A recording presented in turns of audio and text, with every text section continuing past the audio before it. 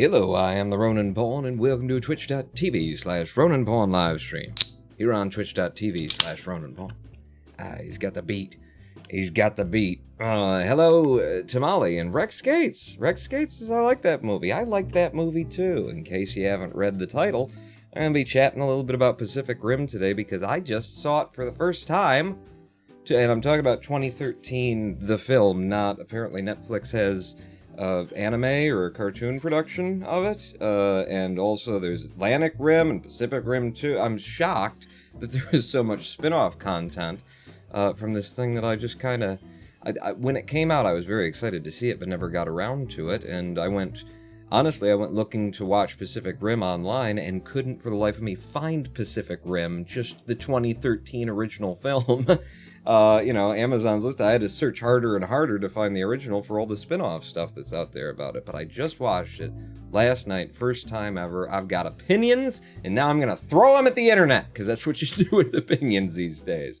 Hello, Tamale, and this guy, Coolio. Time for Epic, Psy.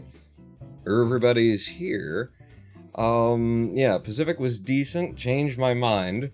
I don't think I'm going to change your mind, although I am going to critique it rather heavily, because it is a good movie that works and is thin. And we'll come back to that. The other thing that I plan to do today, so here's a friggin', wiki write-up on it, just for something to put in the background. The other thing I plan to do today is actually do some Python coding. Our Python script. How does this look, by the way? Does that...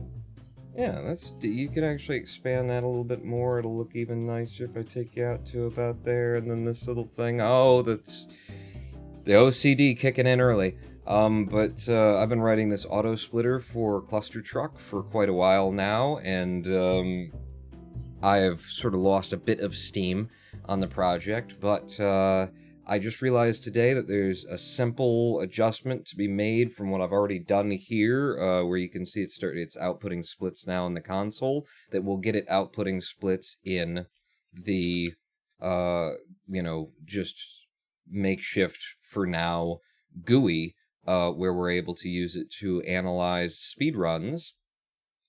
For example, this one from, I think this was an old Wolfie speedrun.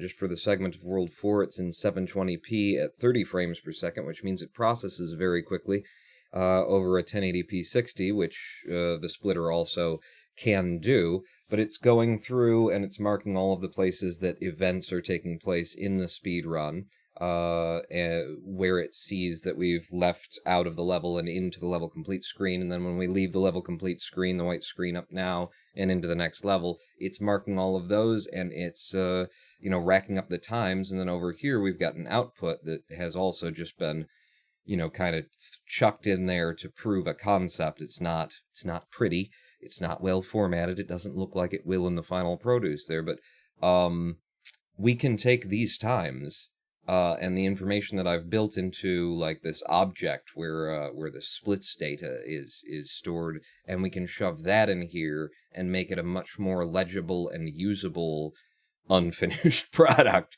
very easily, I think, today. And then I can release the updates to the code that I haven't pushed down to GitHub yet. So that is also on the docket for me today. I love Python, says this guy Coolio. So do I. So do I. Python is the best language that I've ever coded in. There's a lot of things that you could say about Python and inefficiencies and the variable declaration space and stuff like that. You can say a lot of bad things about it, but in terms of being what it's supposed to be, which is a language in which to code, it is the most legible, prettiest, most logical, makes sense language that put in just a couple of things here and there that are like, how have we gone, the history of computing with various programming languages? No one did this before. Python is just a dream to code in. It is lovely. Was Rim Job 2 related? Pacific Rim Job? I didn't see that one. That might have been on a different platform that you were watching that, Rex. How am I doing, Time for Epic? I'm doing good. I'm having a good day. Uh, my sleep schedule is way the hell out of like human schedule, but I'm feeling good. It's working out all right. If I am passing out at 5, 6 a.m. in the morning, which has been the thing, if I'm up at 2 p.m., then okay. And especially because we got so much light now, we're out of the friggin' winter months, I still get a full day out of it. Um, Pawn has zero formal studies or schooling in programming. Always impressed. Yeah, yeah, pretty much, pretty much. High school course, but every class that I took in programming was like well behind what I already knew because my parents got me a PC, before anybody else had a PC. They got me a PC, $1,200 for, probably a 200 megahertz thing back then, and I had, MS-DOS and Windows 3.1, and I spent most of my time in MS-DOS because there was more programs were released for it, and there was more to do with tinkering with QBasic code and stuff. So by the time I started, I got to high school, and they were like, "All right, we got a class on Visual Basic." I was like, "Yes, sign me up!" And then I came in and just spent the whole class, teaching the people to the left and right of me. Yeah, and then if you do this, so I didn't really pursue the classes because they I was already ahead of the classes, and I went to college, and just for a year, and then got the hell out of there. But I went to college and took started some classes in programming, and wouldn't you know, it was the same damn scenario. I mean, if I would have just stuck with it, though, there's a lot of stuff that I could have learned that I don't know, and that would be very, very helpful, if this were going to be my career, but it's really just a hobby. But yeah, the introductory classes were the same damn thing. It was me. I was the unofficial teacher's assistant, as, because they give an assignment, and we had an hour for the class, and I'd have it done in the first 15 minutes, and just start looking around, and then people would look over and go, "You done? How'd you do that? I've been trying to," and then I'm over here going, "Okay, well, see, because of this." Mm. I am learning Pawn thanks to Pawn's recommendation. Cool, Ben VOC. And yes, it is incredibly user-friendly and much easier to get started in than any other language I have seen. Isn't it, though? And there's just little subtleties that you appreciate. I mean, just the bare bones concept of, if I expand one of my classes here, that instead of having a whole bunch of brackets and braces and this and that to wrap it in, that, everything is defined by its indentation. So if this is the, class for objects, then this is the initialization function within it, and these are the things that are happening within the initialization function, and it's all communicated to you just by the white space and by the tabbing. And every programming language that I've interacted before Python is all done with brackets and stuff. And I would do this so that it was legible for me, but then you'd come upon somebody else's code where they decided, I don't need that, and they just wrap it all in brackets and shove it all hard to the left, and it's like, I can't read that. Just this little thing of, why do we need brackets? We could just do it with space. With spaces and indentation is, the surface level indication that the people who came up with this language and put it together had some really fucking good ideas, and also had been doing it long enough to know what the issues are when you're working with other people's code, and to build a language that won't allow you to make illegible code. I mean, you can still, if you work hard, you can make your code hard to read, but you have to have it in this formatting, which means, it speaks to you. It's easy on the eyes. Remember that video you made about how to beat the boss on Cluster Truck really fast? I do recall that, yes. And then the pause boost, is that what we're calling it? The pause boost came around and made it so that even in no ability percent, if you're really good at the pause boost, you could do it, in 6 seconds instead of 20.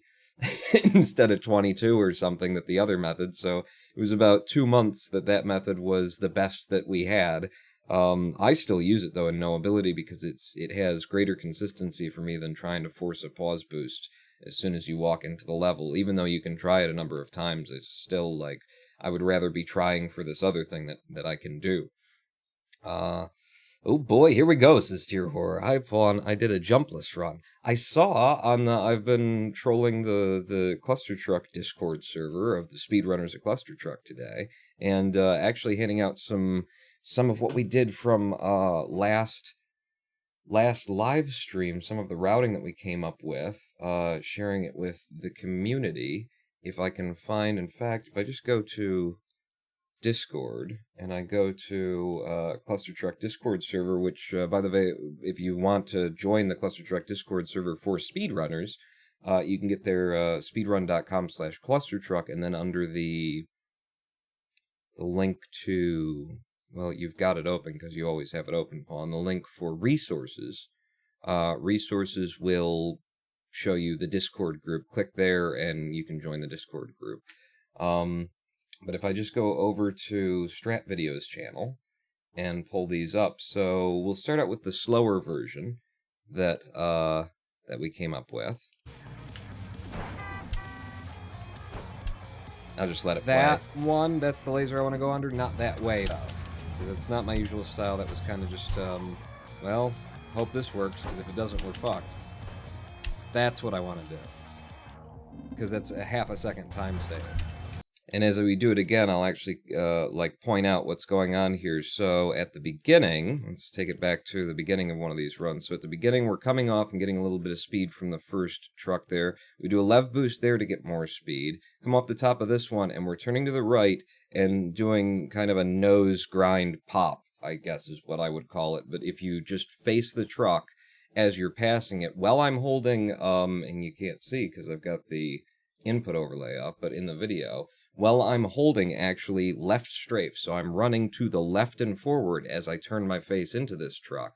To the right, you get sort of what feels like a magnetic boost when you're running it that fires you up. So we pull one of those off of here. We go up in the air, a little bit of lev in midair in order to get the timing right, because we're going to try and land this truck as he gets to the other side of this laser.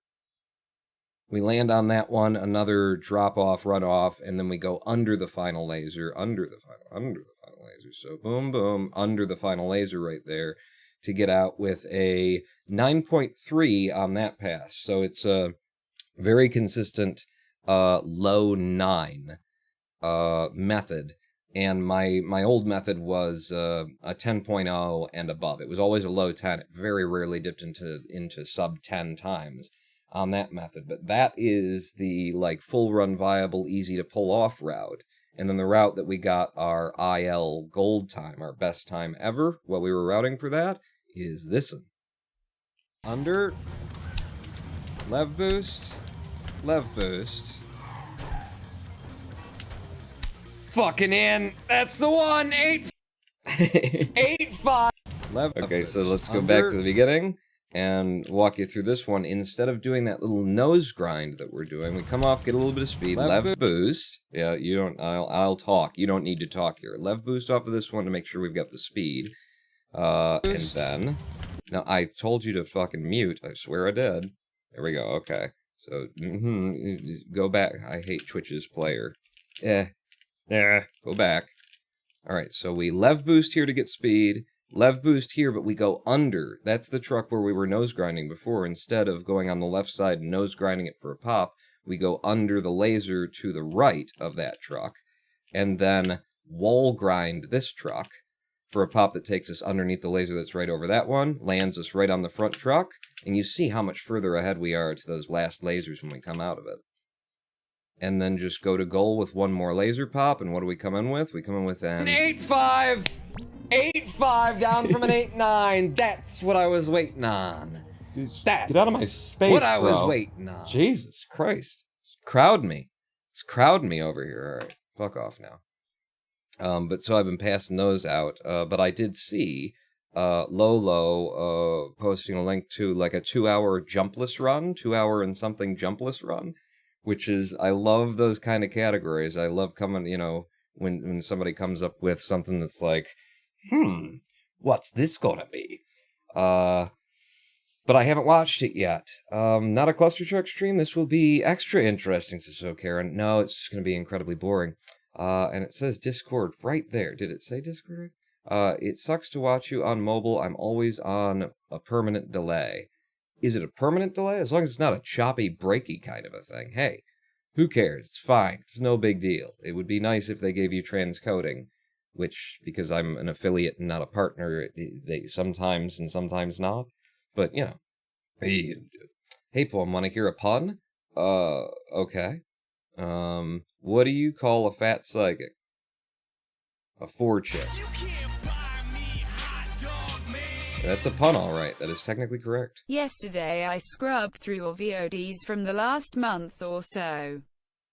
And the VOD here on Twitch from the 16th scrubs a little slower due to the 10,800 kilobits per second. I did accidentally do a thing there, didn't I, with the... If you had lowered the sub goal bar by $1 for every $10 in single donations or cheers since you lowered it to 200, the sub goal bar would now be down at 182. Well, you know what? I was thinking about doing that. Fuck it. Let's do it now. I didn't even open the stream labels thing, which means these numbers aren't up to date. Sorry, I meant 181. Little magnets with the bits, the cheers, and the monies. I was thinking about that. Little magnets, you just bought it for everybody. We'll say that, because I was already thinking about that. I was thinking about dropping it to 180 anyway. So, yeah, that's what we're going to do right here, right now. Just all I got to do is do in there, and then save. Sub-goal count of this to 180, because it seems like 180 is probably a doable thing that we could hit, and 200 is... We were real close last month at some point. And it's been just hard to, you know, because subs expire and come in, and so it's like a balancing act of trying to get it in. But when this updates, there you go. We're down to 180. Thank you so much, Little Magnets, for $12 worth of cheers right there at the beginning of the stream. I'm not even doing anything. So just sitting here. What are we do? What's the point? Why do I do the streams? What do you guys show up for? It's blue shirt pawn versus red shirt pawn. Oh, yeah. This is a shirt my dad sent me in the mailses. Shut up, it's free money. It is. Thank you so, Karen. All that we see or seem is but a dream within a dream. Poe. And I swear to God, because of like this, I saw this shirt. It was a stack. He sent me a whole bunch of shirts he got. He's living in Florida. And he got a whole bunch of shirts, you know, cheap at, am I thinking of public, you know, Salvation Army kind of thing, but that's not the words I was thinking of. Anyway, so he sent me a whole stack of them, and I was just flipping through, you know, looking at them, and because of the text here and the font of the, you know, the cutout, this is a military kind of a style of text, a spray painted kind of a thing, and when I saw this, it didn't process with me that Poe meant Edgar Allan. I was thinking POE, and because of the military thing, and even the wings on the side, it just, like, my mind went, what's the the POE? Is that like a, veterans group or something? The POE. It sounds like a veterans group, right? POE. It sounds like a lodge that you'd go to. And drink and try and forget the horrors of war or something like that. But yeah, it didn't connect with me. I'm like, you know, it's obviously an Edgar Allan Poe, but just the visual of the text, it just put my brain to a different place. What's an auto splitter? Well, we'll get to that. This is an auto splitter right there. It automatically splits. If I were to open up Live Split, which we usually do for speedrunning, this keeps track of my times as I move through the various worlds in Cluster Truck.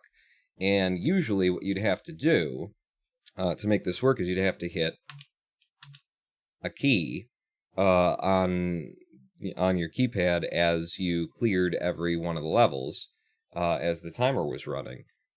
So the auto splitter, what my auto splitter does is it actually watches the screen, takes screen caps as you're going through at round about 60 frames per second, and analyzes each screen to see if we're on to see what it's seeing, and then it automatically fires splits, and it automatically pauses timing when you're when you're between levels and stuff for IGT.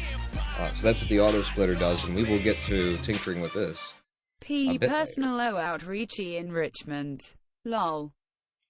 Personal outreach enrichment. Usually though, like a lodge is like the mighty bears drinking hole, or it's something like that. But POE, the personal outreach enrichment, that's where this comes from. POE, moving around. But yeah, this is the first time I've worn this shirt. Dad sent it from Florida like months ago, and it's the first time I can wear a t-shirt. Not the first time I wore a t-shirt a couple of streams, but one of the first times this frigging year. Got to the middle of May before Michigan got warm enough to wear a goddamn t-shirt. Me open my windows, let some, not just breathing my own emissions back in constantly. It's been nice that the weather has warmed up. I've been forming a relationship with some birds. Lots of birds come around and stuff on my lawn, and when I'm out there and there's nobody looking and stuff, and a bird like starts hopping over and getting close, and I see it like turn and look at me while I'm standing on my porch, I look down at it for a second, and then I go, and I look back at it, and then I keep doing that, and then the bird's like, oh, okay, we're cool, and he starts moving forward and closer, and get a bird without. I've actually had a bird land on my hand, in Puerto Rico, when we went on vacation. There's a picture of me with a pigeon, sitting on, I think it was sitting on my hand or on my shoulder, but it was a public square where people feed the birds all the time, and so, they're very familiar with humans, and that's probably how they get fed, is by coming and landing on you and stuff, so, it was special for me, because I don't think I'd ever have a bird land on my, and I it didn't just happen either. I did kind of like put my hand out and see if it would jump up, and it did. And so I've got a picture of me holding a bird. Very cool. Got up to 98 here in the past few days. Yeah. You don't want to be in this place. Like, I feel I need to get the hell out of Michigan, because the cold is, I would rather be sweating than people say you can't take off your skin, but you can always put on a sweater. I would rather be sweating than shivering. I would rather be like way too hot than a little bit cold. That's just my preference, and as we all know, pigeons equals flying rats. Yeah, so I was holding a flying rat in my hand, and I got a picture of it. Hey, look at the flying rat! Hey, I got it, me and the rat. No. But what was I saying? Michigan, cold weather and stuff like that. I think that with global warming and everything else, I think the jet stream has moved and is more violently dipping now across the country, and Michigan is right in the fucking, slot of whatever has happened to the jet stream, because, it didn't used to be like this in Michigan. Come here, get closer. It didn't used to be like this in Michigan. It used to be Halloween, you'd put on your costume, and you'd go out, and you'd knock on doors, do the Halloween thing, get candy. Now in Michigan, Halloween, you put on a costume, and then a parka, and a hat, and depending on your costume, but like October, it's already, late October, it's already like the kids there might be snow on the ground. It's not really accurate, though. It's just really freaking cold, and it stays cold all the way to when you finally get snow. It actually feels colder when there isn't snow, The snow's in the sky, you got gray clouds overhead, like it traps the heat from the sun between the snow and the clouds overhead. It bounces there, and it actually feels warmer, outside when you've got snow on the ground and cloud cover. And, but Michigan is just like, we get 3 to 4 months of the year where the temperatures are moderate to enjoyable to maybe a little too hot. And then the entire rest of the year is just, I don't want to be here. I don't want to be here for another year. But I probably will be, because the world had to go and have a fucking pandemic, didn't it? The right key, K-I-E, the right Kai, the right key or the right Kai, thank you for the subscription. Having fun today? 2 months. Thank you very much. Yeah, I'm having a good time. We were just sitting here chatting. I did put that in the description on Twitch, just chatting. So, but we were going to talk about Pacific Rim. I haven't even started in on it. Move to Argentina so you can have a pigeon farm. I mean, based on visiting Puerto Rico, I thought Puerto Rico would be a nice place to stay, and we went there before all of the shit that happened in Puerto Rico and the federal U.S. government basically being like, "Okay, we're sending ships." They think we're sending ships. Like before everything went to shit in the U.S. territory of Puerto Rico and the U.S. basically not giving a fuck. Before that happened. But yeah, I have looked at, my top place for where I would be interested in moving is probably Spain. I would love to be in the European Union in the first place. Spain has very reasonable, cost of living, good food, all that I've heard, good food, good people, interesting culture, and donde es tu biblioteca? I can figure out Spanish is the easiest language to transfer from English. I mean, if I can, ano ino no namae wa nan desu ka? If I can throw out some Japanese conversationally, then I can throw out some goddamn, Spanish. So Spain, reasonable, moderate temperatures, throughout the year. You're no longer in the libertarian hellscape of America. I just got that term yesterday from my buddy Greg because we were talking, and I turned the term socialist utopia, the way that that the libertarian and the Republican and the conservative end of things, uses the term pejoratively. Oh, the socialist utopia. I was being funny, and Greg said to me, yeah, I'll take the socialist utopia any day over the libertarian hellscape. And I was like, yes, that's beautiful. I'm going to use that. Now I have. But yeah, I would much prefer to be in the European Union and, completely ready and willing to fucking expat, just, I don't think I have the really funds and resources or that they'd want to let me in with health issues. And if I sold this house, probably got 20 some thousand in this house, I mean, that I could get out of this house. I probably got $20,000 in there, and got that, it could, I don't know. But, yeah, I've actually looked also at other South American countries that are, extremely poor, because that's sort of how I built my life. I'm living on 6 Mile in Detroit because I want to, I can do this, and with your, 100 bits, 1,000 bits, and then average Joe comes up in the right corner, or in the left corner there, and gives $101 on, what I earn from Twitch and YouTube and Patreon, what comes in. I can live on that because I live here in a house that I own and don't have a mortgage on. So wherever I move has to be cheap to live. Find a sponsor in Spain. Anyone in chat live in Spain, anyone. Help a brother out. Live in Spain, you damn TTS woman. Can you bump the overlay? It looks like it's stuck. It will... Actually, you're right. I could have... Did I close it down? Fucking, I did that. Thank you for bringing that up. Stream labels. It does take a minute to populate, but if I don't have the app open, and it's so easy for me to close it down, I just do it automatically. But if I don't have the... There you go. Boom. Immediately bumped. 150 of 180. Nice round figures. All right. Nobody give me another subscription unless you're going to donate 10. That's completely against my own economic interests. I live in the Netherlands, which isn't that cold. Hang on, infinite vamp. I prefer cold because you can wear more clothes for cold, and you can only take off so many clothes. Yes, that's what almost, that's 90% of the global population probably be on board with that. I am in a minority in saying I would rather sweat. But yeah, I'm just sick of being cold, and the cold does not sit well with me with my myalgic encephalomyelitis, aka chronic fatigue syndrome, aka systemic exertion intolerance disease. It seems to get worse when the weather turns colder and damper and maybe not the day. I don't know. It's very hard to get a sense of it, but the cold, when it's cold outside, it's even worse. It's even worse for me.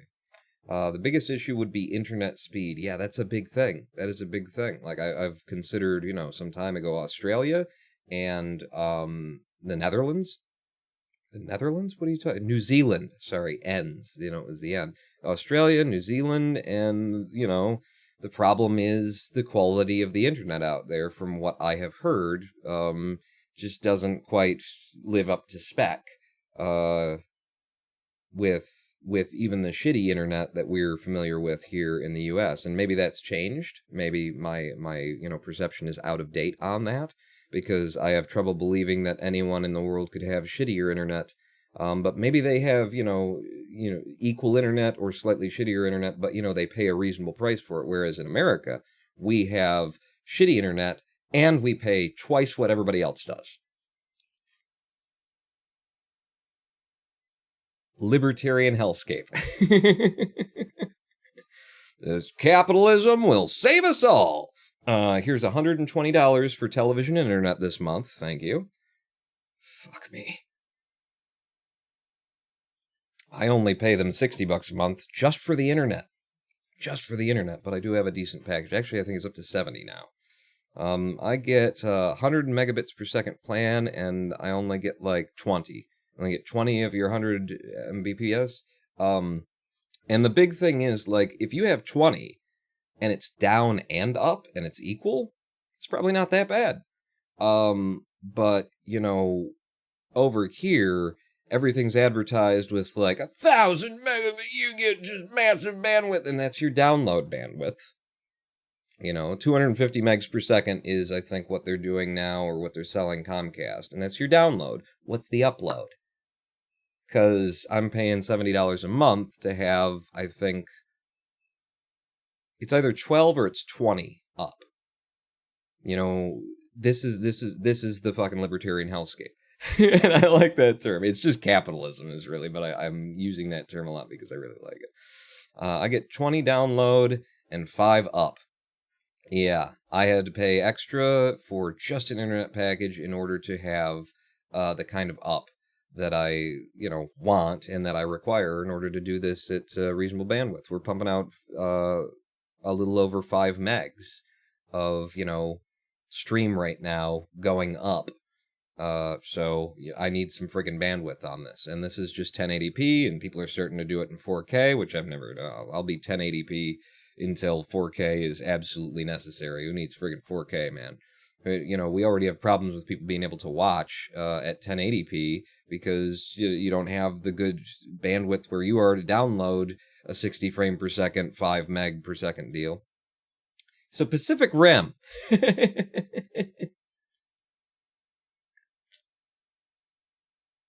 I did want to talk about it. So I watched it for the first time last night. What do I have to say about that? We've been here for 35 minutes. I haven't said a single word about Pacific Rim. So where do you start? You start with, I think it's a good movie. It is a good movie, and it gets it done. It works. And for the scale of what they were trying to do with Pacific Rim, just making the film work is significant.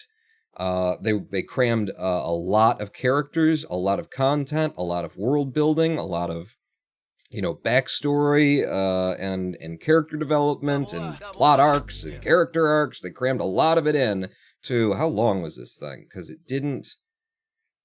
132 minutes. Okay, it's over 2 hours, and it felt short for what it was. So they kept it tight, they kept it packed. Honestly, I want another 20 minutes on this film. And it's already over 2 hours. And I think this film needs another 20 minutes and probably another $80 million in a few more special effects scenes in order to, be completely fleshed out. But the fact that they managed to, bring Neon Genesis Evangelion version and Jaegers and friggin'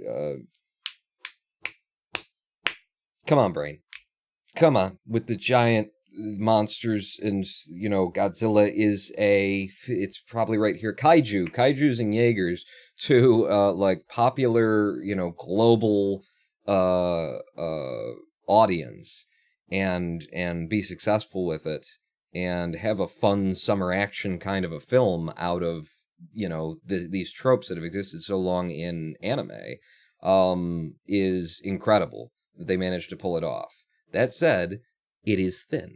It is thin. Jack my rich up. Jack my rich up! Thank you for the subscription. Jack my rich up! It is thin. I think it's thin. They get a lot done. They have to move through a lot of character arcs. You want another 20 minutes? Go watch 20 minutes of trailers. There is a sequel that came out a few years after, I believe. Yeah, it looks like there's a lot, actually, of spin-off content. When I was looking for Pacific Rim, I came upon, like, Netflix, under the same name. Pacific Rim seems to have a episodic series anime that they're running under the name Pacific Rim. There's Atlantic Rim as another movie. Rex brought up earlier Pacific Rim Job, which I haven't seen, and I think it's on a completely different platform. But, it's out there. It probably is out there. But yeah, this it's thin. The thinnest part, I would say, is with the character, was it Mako? The, Japanese female lead. Let's see, who would it be played by?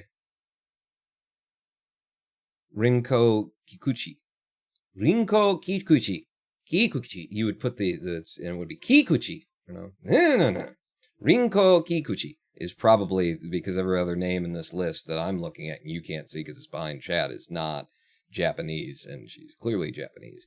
But yeah, her character, we spend a lot of time with her character coming and going, but we are really fucking stapled to the buttocks of the leading male character. I don't remember the names of characters very well, nor actors or anything like that. We are stapled to him. We perceive her through him most of the time. We rarely get into her real space, and they do a little bit of that in various scenes where they're in the bunks, they're in the military bunks, and they're across from each other, and we get into her space. But her, like, what we see of her in her space is her looking out at him.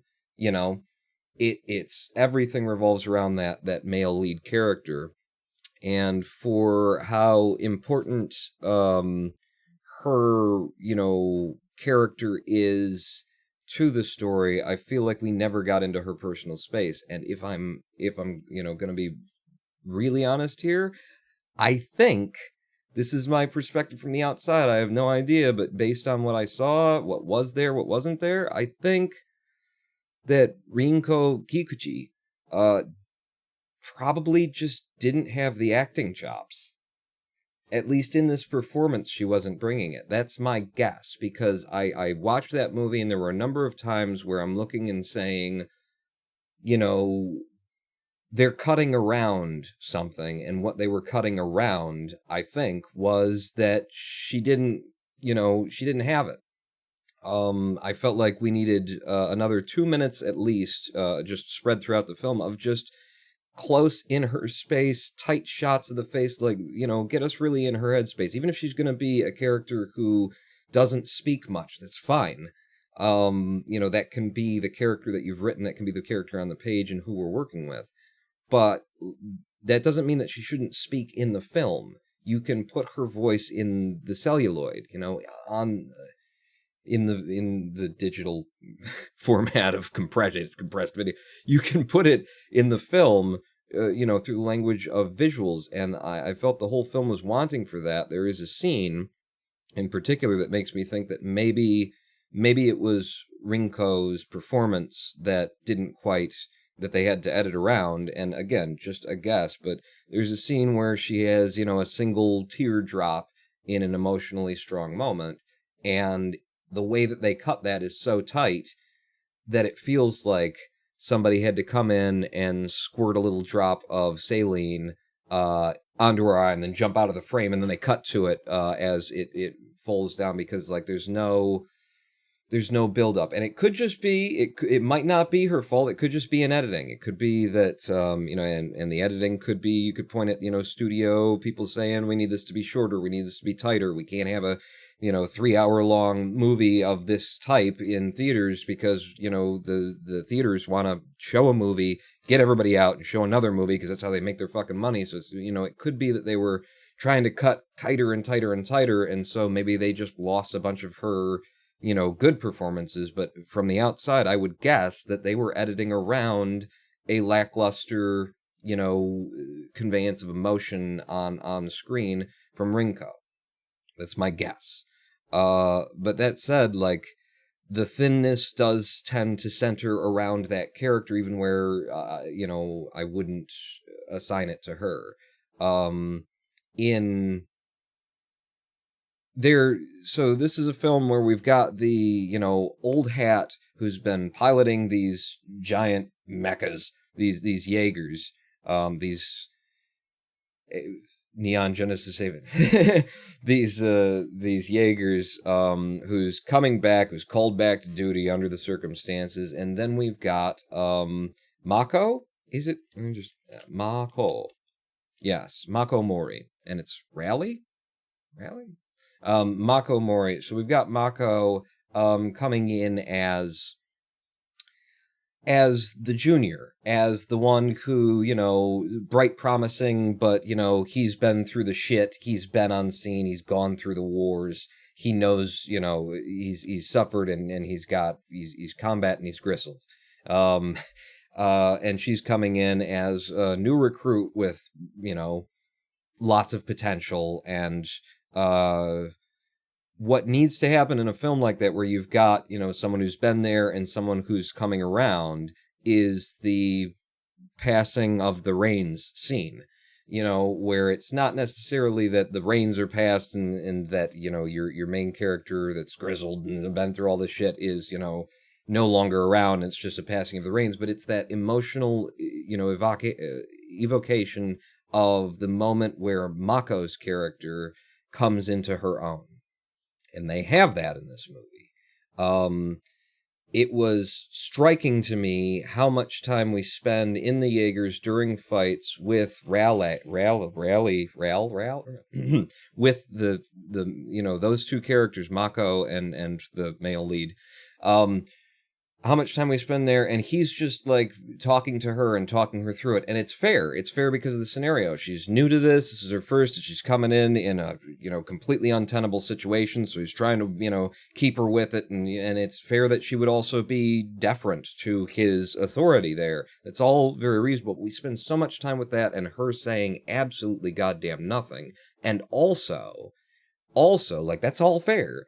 But also, we don't get up in her personal space, which is all that really is needed there. You can have a character who is mostly silent as long as you, like, come to them. You get those close-up shots. You see their emotional responses. You see their experience, as opposed to making them a conduit of the main character's, perspective. And in this, instance, we're talking about a white male character and a Japanese woman, and it just doesn't play very great that she's quiet and subservient, and we don't even like get into her emotional space and see what she's going through, and he's over there with his brash fucking American shouting, "Hang on, Mako, you're doing great," and that kind of shit. It's fine. It's fine. It makes sense in the scenario and everything, but we need to get up in Mako's grill. We need to be there.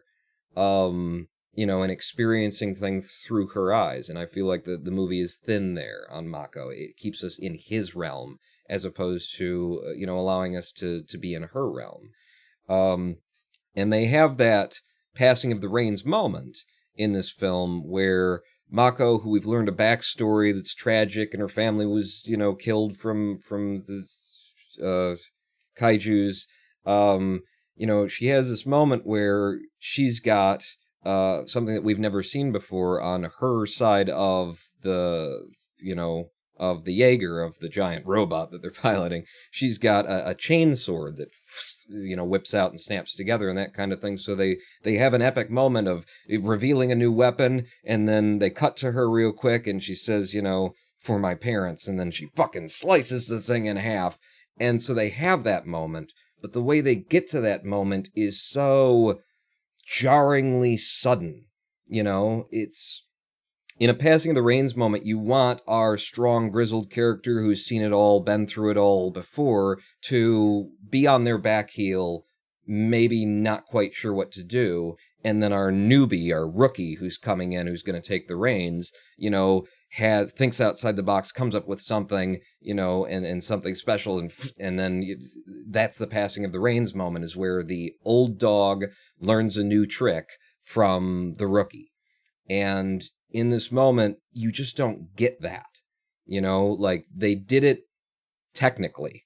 It's on the page, but it's not there in the emotional subtext. It doesn't build to it the way that I would want it to. And also, it's kind of not even there in the page, because what she does is just, it's kind of a cheat. Here's a thing that we didn't show you before, which is cool. It creates a cool moment. And she pulls out a fucking sword that she didn't know she had, fucking slices the thing in half. So, again, this is, all of my critique comes back to, it works. They made this movie work. And for what it is, as long as it is, I'm shocked that it's 132 minutes long, because it didn't feel that long. They make Pacific Rim work, but thinly. They're rushing at 2 hours worth of, probably credits roll for 12 minutes. So about 2 hours worth of on-screen footage. They are rushing this shit. And it's a big job and a big world that they decided to create, and a lot of different characters. And they wrote the characters very well, too, knowing that they were going to do this. That they were going to have this, large of a world and so many characters to introduce you to. I feel they made a very good choice on introducing our two scientists as just, vaudevillian, way out there, like really extreme personalities who completely, both of them are an exaggerated hyperbole put on screen of what they're supposed to be, and I think that's a good thing. The fact that they went over the top with those characters, wrote them over the top, cast them over the top, and directed them over the top is exactly what you need to do, because if these characters are going to be in any way significant or important, given how little screen time they're going to get, they have to be fucking memorable. So you need, vaudeville-style, over-the-top performances there. So they did that. And, they made it work, and it does work, and it's a good movie, and it's a fun movie, and by the end it feels like a summer action flick, and it feels thin. It's good, it's fun, and it's thin. And most of it has to do with Mako. Also, as we approach the ending, and this does come back to Mako again, is, the ending is rushed. The ending feels like you have run out of budget and you have run out of time, and we can't, do any more of these massive 3D fight sequences. We just don't have the budget for it, so we're going to have to cut from here to here when it really needs like 3 or 4 more shots between it. We just need to slam to boom from here to here. I also had, here's another thing that I could add in before I go forward. I watched this 720p and in full frame on my television, on my 720p television in the living room.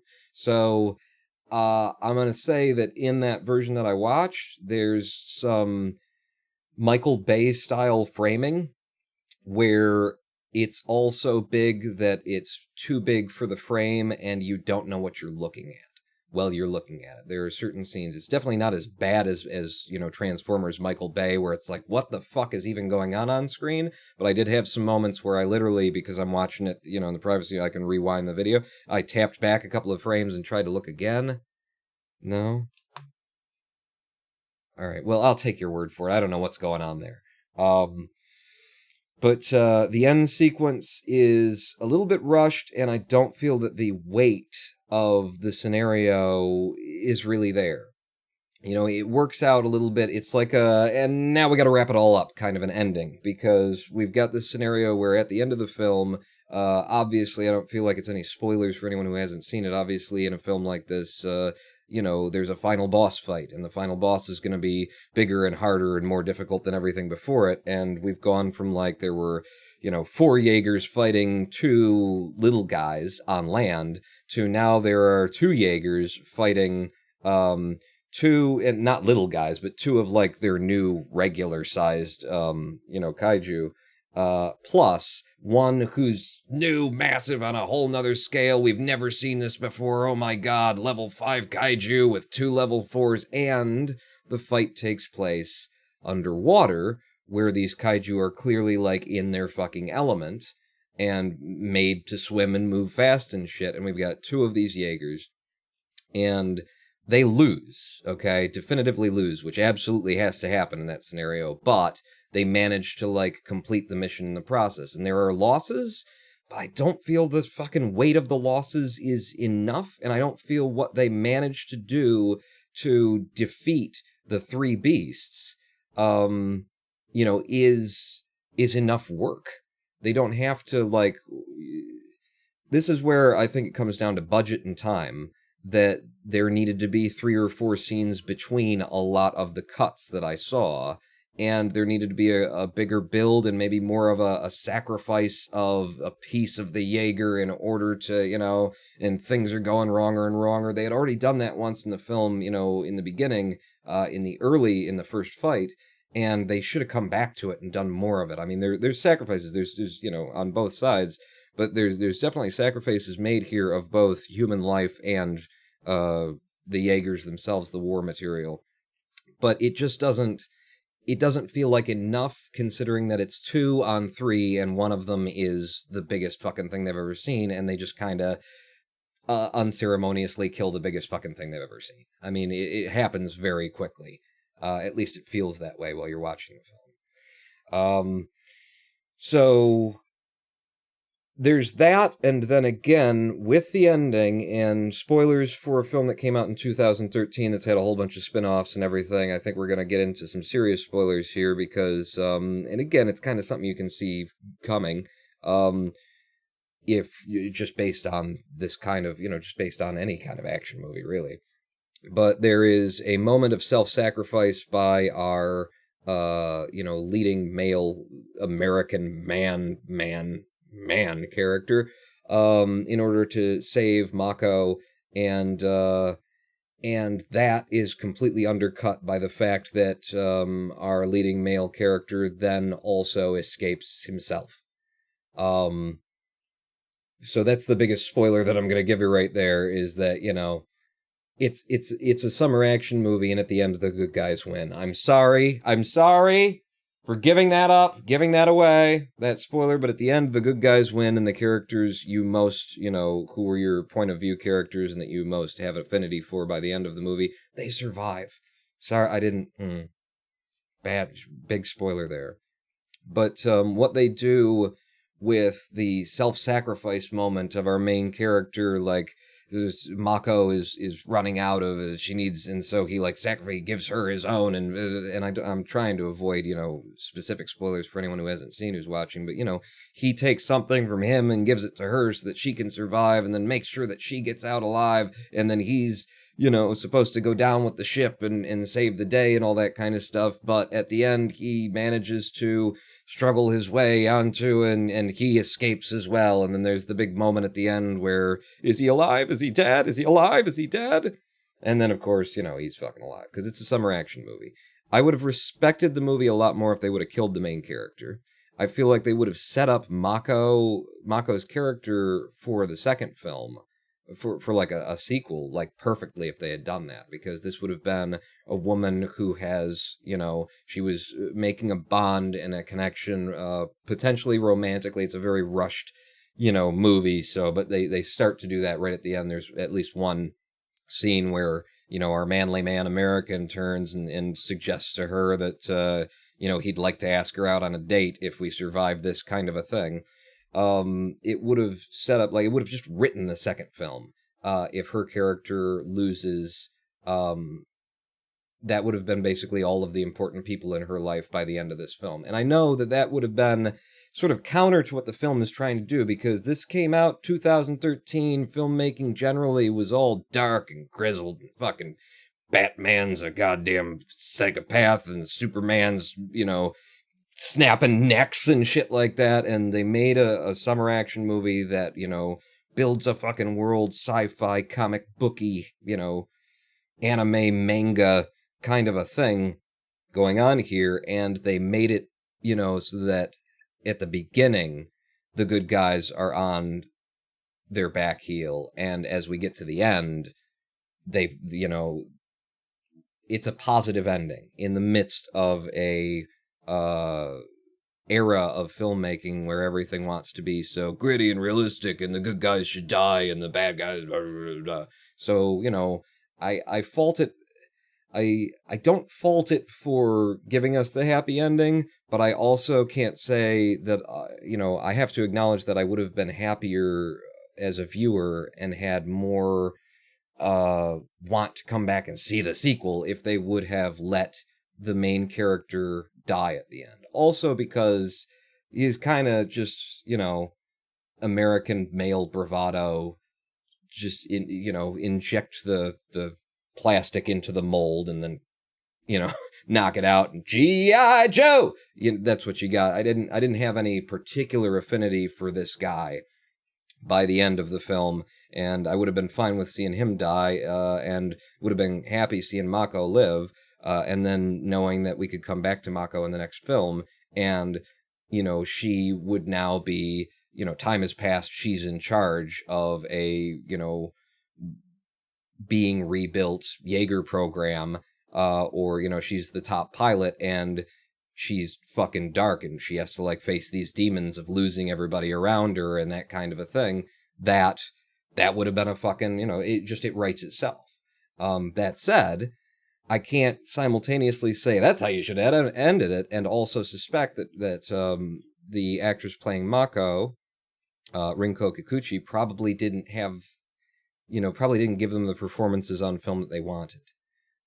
Because just looking at the various different cuts, that's my suspicion, is that she just wasn't. So now we're going to make her into the main character. So who knows? The internal politics of making a film, depending on, who's in a role and how much you've filmed and whether or not you can get what you want from them and whether or not you want to work with them again. You can change fucking scripts. You could decide to rewrite it because we can't, we don't want to drag things into the next production that weren't working on this production, that kind of a thing. So who knows? And again, I do want to point out that I am just guessing Rinko Rinko Kikuchi, and it's not, you don't trill the R. But that, it's my guess that her performances weren't what they wanted, and a lot of it ended up on the editing room floor, because it is either that, or it is poor production somewhere in the line. It's either that the director, Guillermo del Toro, didn't see that he needed to give more screen time to the lead heroine in this film in order to create the fucking emotional context by which everything else was going to rely as the film goes on, that either he wasn't there with it wasn't there in the screenplay, or it was there, but then, the studio said, well, we got to cut it down, we need it to be trimmer, what can you drop? But something happened at some point, because it doesn't work right, and all you needed for it was a couple of close-up shots and getting into her personal space, during the fight, during the last sequences. Make her important while we're fighting, because she's very attacked on just a body in the room whenever they're fighting. When they're in the base, she's a character. She has a reality, and she's, she has a life, and it's very important. And then as soon as we're out of the base and we're in war, it's all about, she only exists as a finger pointing at the, white male lead guy who's in charge of everything. And it just doesn't feel quite right. Movies of July 2013. What else was coming out? Let's see, Gervasian. Let's find out what else was going on. July 2013. Kevin Hart, Let Me Explain, A Girl and a Gun, Big Star, Nothing can... Despicable Me 2, The Lone Ranger, The Lone fucking Ranger. I say because I've heard things. No, you can't know my location. Because I've heard how bad that was. I never saw it. But, yeah. Absence, Just Like a Woman, Stuck in Love, Hammer of the Gods, Despicable Me 2, The Way, Way Back, Stuck in Love, The Way, Way Back, The Look of Love, Stuck in Love, The Look of Love. Sharknado! Hey, Sharknado was coming out, too. Pacific Rim, Viola, Fruitvale Station, Grown Ups 2. You know, we've just been living in an era of filmmaking where everything wants to be gritty and real and hardcore and you know, I give Pacific Rim credit for having decided mindfully, no, we're going to make a summer fun action movie. You're not going to see a whole bunch of people killed. We're going to, you know, talk about a whole bunch of people being killed. We're going to knock down buildings. We're not going to, you know, fucking show people being crushed to death that much anyway. And at the end, the good guys are going to win and your heroes are going to live. You know, I like that, and I like that they're building a franchise. You know, they built something here that they could use as a platform to jump off of, and so they're introducing this world in a language of film and in a style of film and with an emotional context of film that will appeal to the broadest audience. So, you know, again, my entire review of this film, my entire perspective on this film is that they made it work, and that's incredible. 2 hours, and it felt like it needed another 20 minutes. So there's a lot of fucking movie there. They made it work. It felt quick. It did not feel like it was as long as it needed to be. I wanted it to be longer. And they did create something that brought, you know, these long-standing anime and just animation and these long-standing concepts into a broader Western inclusive global you know, thought space and entertainment space. And that's a very hard thing to do. And they introduced a shit ton of characters, a shit ton of premises, a shit ton of ideas, and they just hit them and moved and hit them and moved and hit them and moved, you know? Go see a fucking Batman movie, a Spider-Man movie, you just spend the first hour of the film. Oh, yeah, it's the backstory we've seen 3 times before. Oh, fucking mommy. Oh, Martha. Oh, Uncle Ben. You know, and you gotta do all that shit. These guys are introducing completely new concepts to an unfamiliar audience. They put it on screen, they communicate it soundly and clearly, and then they fucking move on. They don't drag it around. They're just like, that's how it is. Here's a basic, you know, idea of why it is, and now we're fucking moving on. You got questions about it? Figure it out in the fan forums. We don't give a shit. You guys can write that part. We're moving on. So I absolutely respect them for you know, making it happen and for bringing this out there and for apparently creating a pretty big, you know, an expansive franchise off of Pacific Rim because it's interesting. But yeah, I can list a lot of complaints, mostly around the characterization of Mako, a little bit around the video framing and cinematography of, you know, a little bit too much Michael Bay stuff. I mean, it's way better than Michael Bay. They do get far and wide after they've introduced the scale of these things, because you're going to do that. You're going to do the shots that are so close that you can't even see what's going on. But when you're in the middle of a fight, and then you're doing a shot that's so close, I'm like, what am I looking at? Where's the end of the, you know, kaiju and the beginning of the Jaeger? You fucked up as a filmmaker. You know, whoever's doing that graphic design, I don't think it, you know, that's an error. That's not a, well, you got to do that in order to establish. No. If I can't read what's going on screen. That said, again, I'm going to say I watched it on, you know, a 16:9 television in 720p full frame, which implies that there was a little bit more to the left and right, and maybe it would have been more legible on the big screen. This is a movie that really wanted to be seen on the big screen. I'll tell you that. And I didn't get to see it on a big screen. And so I can only criticize, you know, what I am able to see on my 16:9 720p TV so much, with any accuracy. It might be that those shots actually do work when you're sitting in the cinema. But then again, you know, you can also say, hey, this thing's gonna go to fucking print in, you know, on DVDs, and people's televisions are 1080p, and but yeah, good movie, thin. but most importantly, they made it work. I think it was good. And what do you say? It tanked. You're saying that did Pacific Rim tank in theaters? It didn't, get the love that it was supposed to have? Because I mean, they managed to expand it and go out, and create more off of it. And I would think that if it did tank in America, it probably did pretty fucking well across Asia, where these concepts are more, out there, more common, and maybe even in the Indian market. Let's see, a worldwide total of 411 million, 114 million in China alone, its largest market, becoming Del Toro's most commercially successful film to date. I wonder how much it cost to make if they only grossed 411. And the other thing is, it earned a worldwide total. Do you mean just in showings, or is that everything? Because either way, 411 for a project of this scale. Budget 180 to 200. Okay, there it is. I can get that on screen for you guys. Budget 180 to 200, 411 million. I mean, that's a success, doubling your money. I'm surprised that they got it done for 200 million.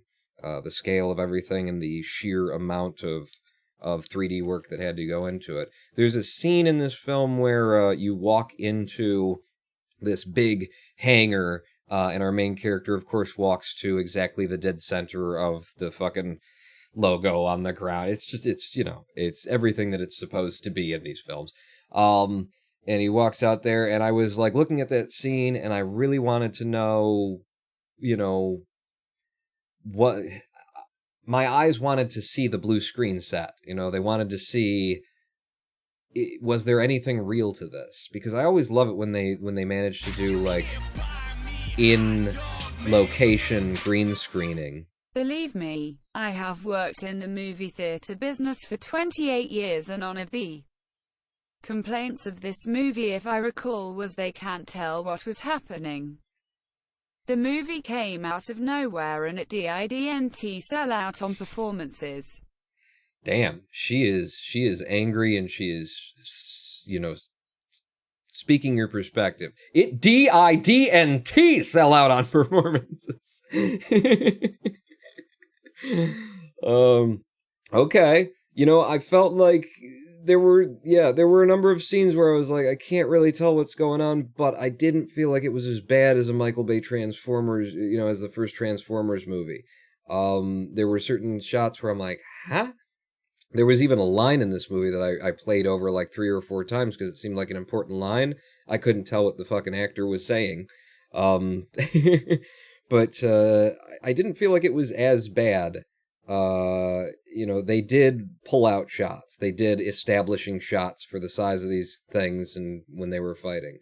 But yeah, there were definitely moments where I was like, okay, so there's a fight going on. And that doesn't help either with the whole lack of emotional closeness and just connection between viewer and the character Mako in the fights, because you're not really connected with her, and then also you're just guessing at what's going on with the fight, and then something happens and you go, oh, I see the sword, and yeah, it's splitting. Okay, so then yeah, they cut it in half. The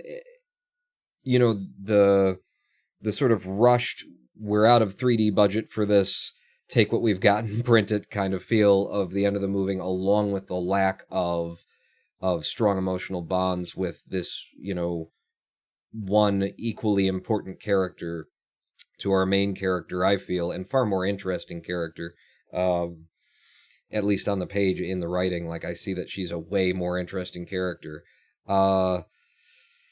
It doesn't come together for a great end, for a great close, and then especially in that it sort of undercuts its own biggest, like, weightiest emotional, and then he dies, but he didn't. It's fine, the sacrifice of. I mean, I actually have complained. I think they got behind on the special effects, and the results was, let us just throw this together with what we got. I can see that. I can see that. I think they got to the end of budget and time on, it's just a lot. It's a huge amount of fucking 3D work that goes into this thing. And it wasn't a pre-established, property that people want to throw a bunch of money and time into because they know it's going to win. They know it's going to make a bunch of money. So yeah, I can absolutely see that. I would agree with that from the outside, just guessing at how this went down. But yeah, I've complained about, I'm sitting here sort of complaining about the ending of this movie because the sacrifices that are made at the end of this movie, that make us like, yeah, he's doing the right thing. He's got to die, but he did the right thing. He saved her. And blah, blah, blah. They're all undercut by the fact that he doesn't die. He should have died. There shouldn't have been any way out for him, and then the sacrifices mean something and don't have. I have similarly complained. I am in a very rare group here about Guardians of the Galaxy 2, which I didn't like as much as Guardians 1. And I see all of the gears turning. I know what they're doing. I get what's going on there. It doesn't connect with me the way it connects with other people. I have a theory about why. But I've complained about Guardians of the Galaxy 2 in that in the introduction of the concept that our main character in that film, Star-Lord is one of the names, it turns out is he's got Guardians 2. Am I spoiling something here? Should I, like, what they establish in Guardians 2 with him and who and what he is due to his father, really sweeps the legs out of the end of Guardians 1. Guardians 1 requires, all of these people who have been working together and developing relationships, but they've been at each other's throats and then alternately working together, and we got to come together and pull this off, and then everybody at the end is, like, making a noble, probably sacrifice in order to finish everything out, in order to give Star-Lord the strength to, they're going to be a part of this, whether it's good or for bad, and then Guardians 2 establishes that if none of them would have done anything, he still would have been fine. And it doesn't, like, undercut, the experience of seeing the film, doesn't undercut the emotional, the bonds and everything that they're doing with the characters. That's all still there. But when you, as is done in, what's this movie we're talking about again? Pacific Rim here. When you have a character make a noble sacrifice, and then they don't pay any price for their noble sacrifice, it's not a noble sacrifice. It's not a sacrifice at all. It's just doing the right thing, and then it all works out in the end. And when you present on screen, framing around something like it's a noble sacrifice, and, oh, he's doing the thing, and then everybody starts to tear up. They're like, oh, but she's gonna get out. Oh, he must really. And then a couple of minutes later, it's like, and everybody's okay. It's like, what? Bitch, you got me. I was starting to tear up over here. You can't do that. You can't just say then there's no fucking consequence, the noble sacrifice, but there was no sacrifice because he's fine, she's fine, everything's fine, fucking sun comes up the next day. It's not a sacrifice anymore. You can't do the sacrifice scene if there's no fucking sacrifice. And, it sweeps the legs on that at the end of Pacific Rim. And I feel Guardians 2, it's just that's a nitpicky thing that Guardians 2 kind of, in retrospect, you see Guardians 2 and then you go back and watch Guardians 1 again and go, oh, I mean, that's nice and everything that they're doing that, but he didn't need their help because of what Guardians 2 established. But this has been fun talking about Pacific Rim. I apparently had a lot of opinions coming off of it. Again, thought it was a good movie. It worked. Enjoyed watching it. Fun summer action kind of thing, but thin. And I have serious doubts that the sequels and spin-offs would... I'd be curious to see the Netflix anime, though, because, if you're doing a series based around this, I mean, it's all been done before. That was the thing about this, is that it was taking everything that had already been done in, Japanese artistry and in manga and anime and that kind of stuff, and even live-action television, and bringing it to a major film audience in a way that was, very true to the source content, to the source, the kaiju movies and fucking big robots and, all of that stuff out there. So to then take that movie and then go back to the anime is like, you're just retreading the same ground. But you could do a lot more with it in an anime, so I'd be slightly curious. I'd give it an episode or two to see if it grabs me. But I would have my doubts as to whether the spin-offs were going to be any good. I guess I'm interested enough to see one, Pacific Rim, Atlantic Rim, Rim Job 2 the Pacificing. But I think that brings us to the end of my Pacific Rim spiel. It was fun. It was fun. Do you agree? Do you disagree? Like, comment, and subscribe. And what do you think? Are my, from what you saw of the thing, of the film, where did you stand on exiting this film? Did you think it was fun? Did you think it was good? Or were you going, God, what even fucking happened? I couldn't hear some of the lines. I couldn't see what the fuck was going on. It felt really rushed, even though it was 2 hours long. Like, where did you stand? Ronan on. We need an image. We need an image of an awning with and then I can make that into a an emote or something like that. I forgot the plot, says Aiden. Where did you, especially with my criticisms of, the Mako character, I feel like there was so much more to be done with her. We could have gotten way deeper into her space, into her head, had more of an emotional bond with her, and then if the movie would have ended, differently, if it would have ended on, a positive note. We saved the world, and the one guy's sacrifice was an actual sacrifice, and he died to do it, but he saved everyone in order to do it. It would have been a better film, although it would have been maybe a little bit of a kick in the dick when you're walking out of the theater, but I think it also would have left you going, I want to see more. On those heads, anybody got any thoughts to throw back at me? Because what we're going to do is I'm going to go to a live stream break, 7-minute live stream break. We've been here for an hour and 20 minutes, just chatting. That's the category I chose for today's live stream. So we're going to go to a live stream break, 7 minutes. When we come back, I'm going to start doing some Python programming. But if you got any thoughts of your own on the on Pacific Rim, especially in relation to how you felt about Mako and what you think you saw and think you didn't see enough of, or, where it could have been padded out, or whatever your thoughts are, let me know, and we will look at them when we come back from this 7-minute live stream break. Pawn not out. Jesus Christ, this man just keeps talking.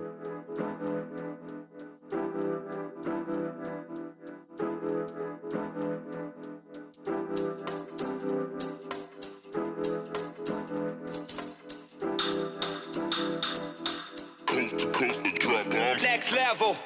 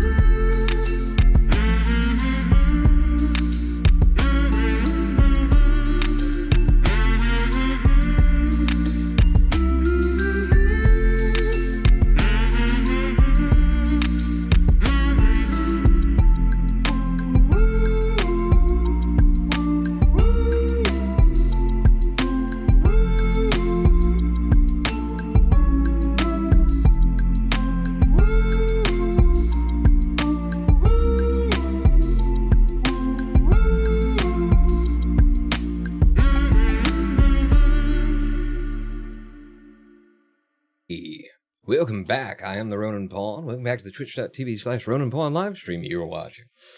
I love it when I come back and the music is just ending, even if it's a minute early on the live stream break. Oh my god, Twitch, I don't care about the damned latest Samsung phone. Well, tell us all about it. Oh, thank you, Aiden, for the host.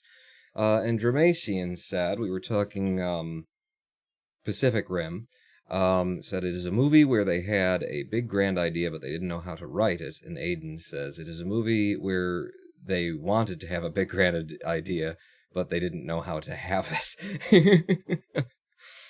It is, like, here's the thing. I feel like it smacks of Starship Troopers, too, which I love. I fucking love that film. But it's the bright color camp, like, fuck it, shorthand movie, let's just fucking do it, kind of mentality that it benefits from and works against it. It has it, and it's nice that it's there, and then it's also kind of, there's everything that happens in the movie ends up being a kind of it was for its own sake thing by the end. There's a conflict between these two, and then there's a fight, and then and they come to mutual respect when so-and-so does this and that and the other thing, and then by the end, everybody who kind of mattered died anyway. It's, but there's one thing that occurred to me during the live stream make that I wanted to say in here, because it's sort of it's very me to point this out. One of the things that actually bothered me and was a nuisance to my eye in watching this film was when we did get up close with, close-up shots, facial expression shots of Mako, was the fucking blue dyed tips just on the inside of her hair, just a little bit at the bottom, and my eye kept going, is that supposed to be light glowing from below, or is that, no, it's in every fucking scene. And it's not, there's no, they dyed her tips. Just the tips, too. Just on the inside, just a little bit of flare, and I gotta say, it's fucking cute. It's attractive. It's very cute. And it's also the wrong thing to fucking do with that character. Like, don't fucking die.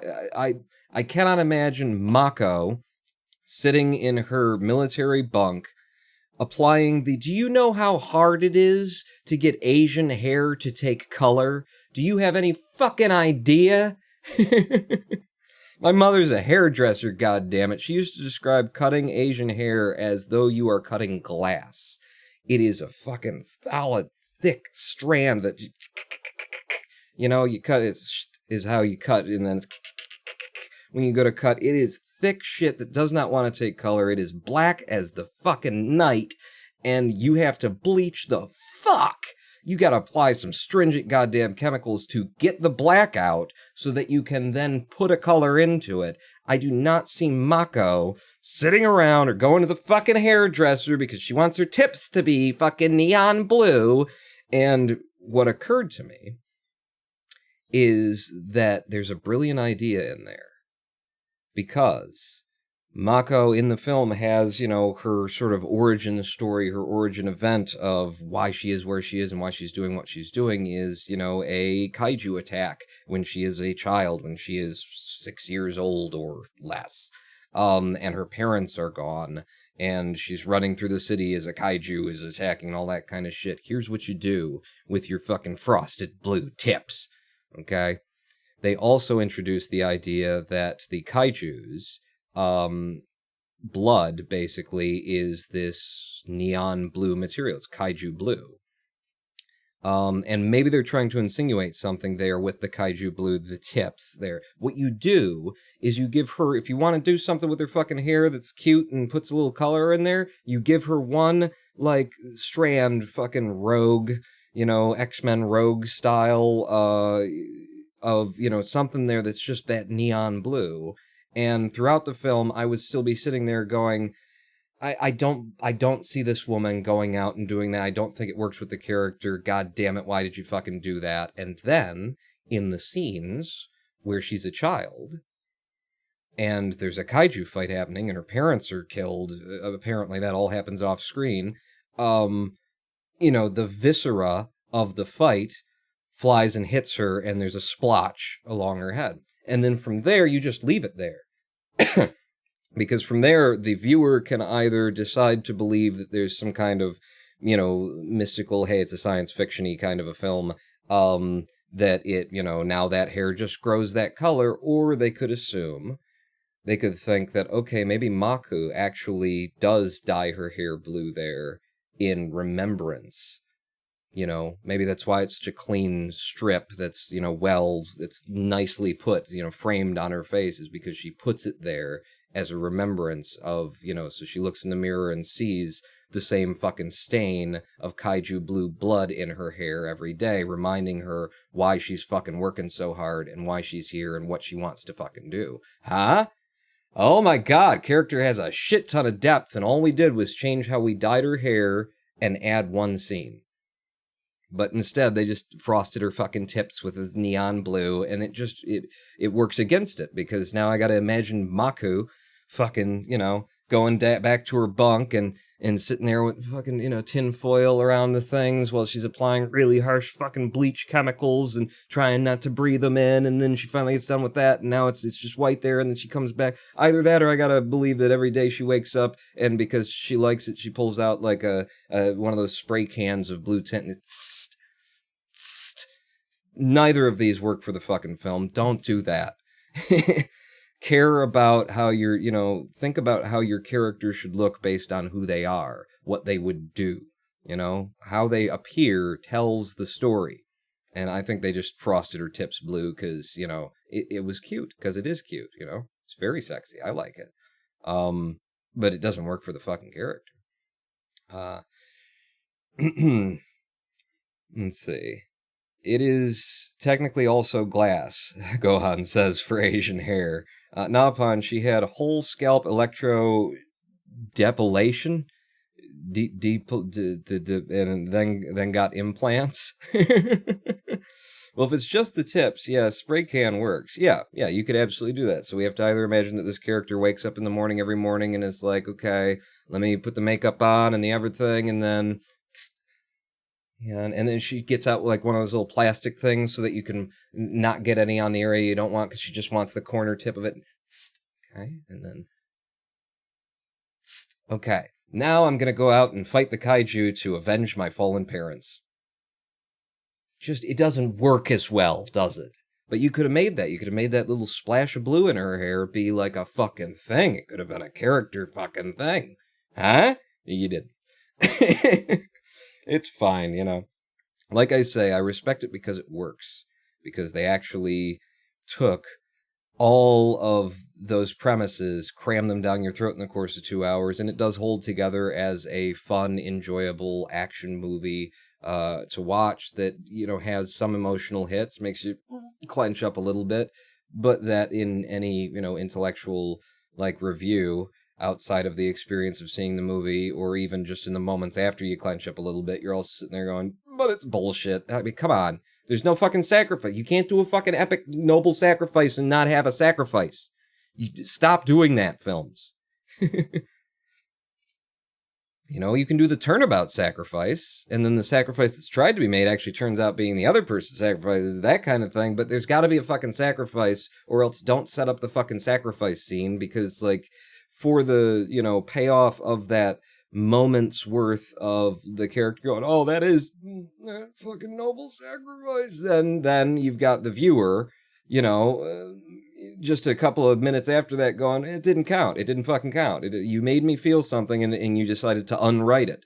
I fucker. I feel betrayed.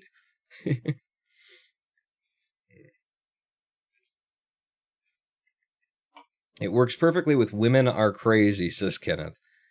I honestly kind of feel like, if I were to do an analysis with a mind, of that movie with a mind for feminism, I would say that the people who wrote this movie, don't have a good idea about...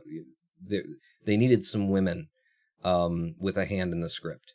Because, Mako is underdeveloped, she...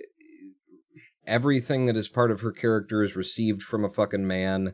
Every scene where she's important in relationship, in as it reflects upon a man who's actually important, and then she's there and she's part of his thing, and it's like,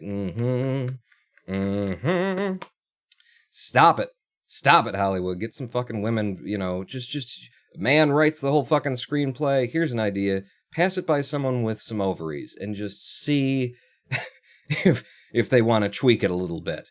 Because it would be very helpful. It would be helpful for me. I don't like one-dimensional, female characters, even if they've got blue fucking frosted tips. It doesn't, Gohan, thank you for the subscription. That is 20 goddamned months of subscriptions. Thank you so much, Gohan, pushing us we're up to 152 in this live stream from whatever we started with, it was sub 150, it was 149 or something. I don't know what it was, but thank you guys for the support, especially when I'm just sitting here talking about a movie from 7 years ago that I just saw and but they should have done it this way. Movies of this era got the Avatar syndrome, trying to make a tech-heavy effect movie look cool and become a epic.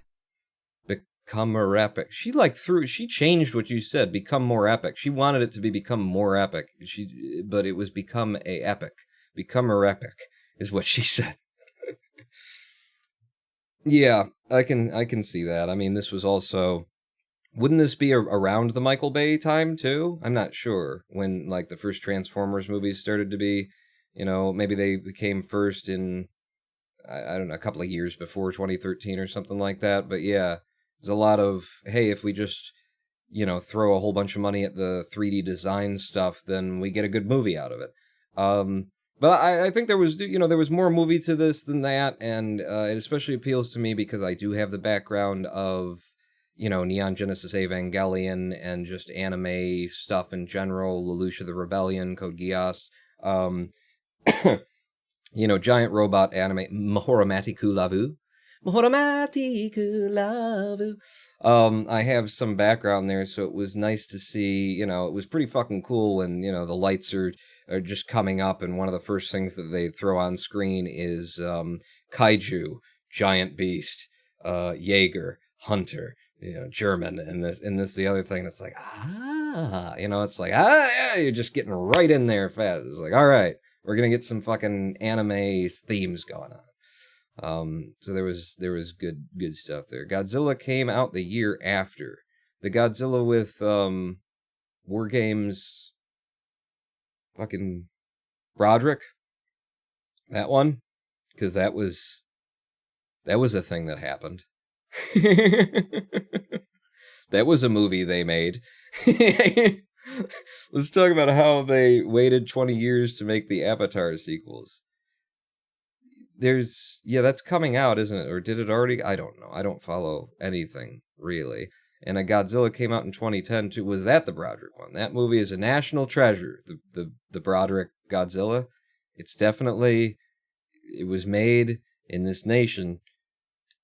And the last word I'm struggling to say, but damn.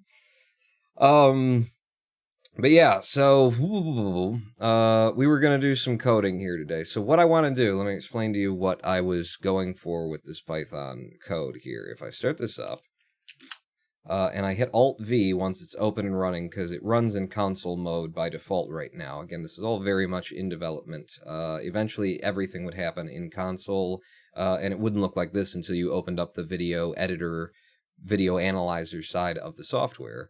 But with this, in case you didn't see it the first time I do it, I will bring in Wolfie's World 4 speedrun again.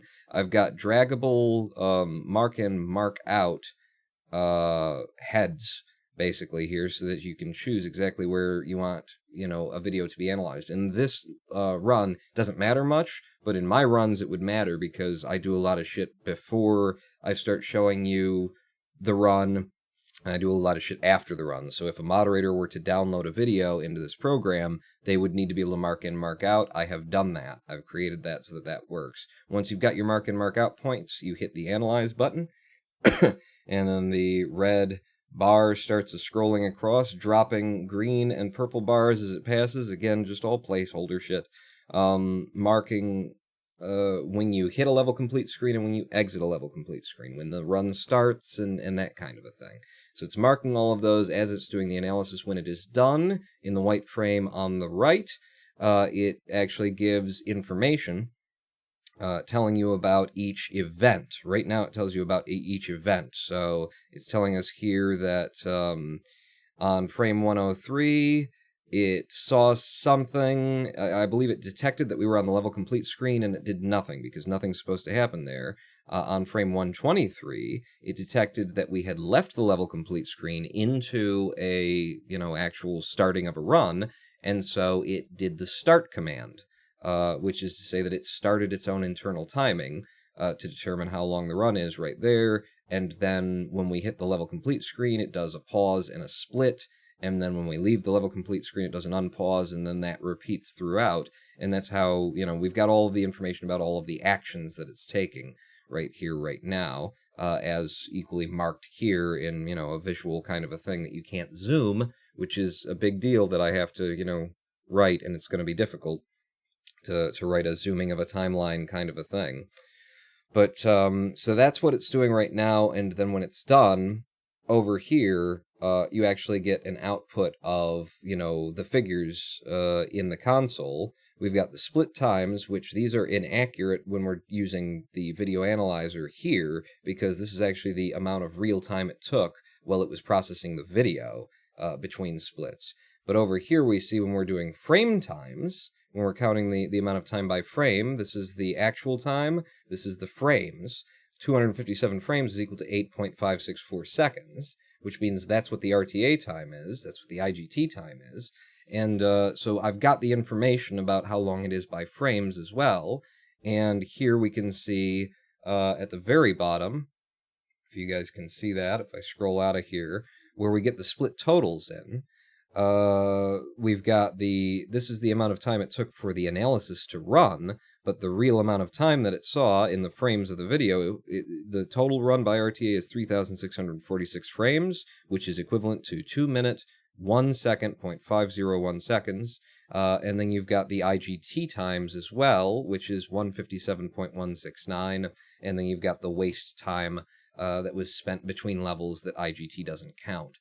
So you get all of the information out of it right now. What I want to do with it today and be done with by the end of the day is simply take this, because this is a new thing that I wrote recently, this whole splits, that it outputs these splits like this. I wrote that this month or, end of April or something like that. That's a new thing that isn't available on GitHub right now. I haven't pushed it yet.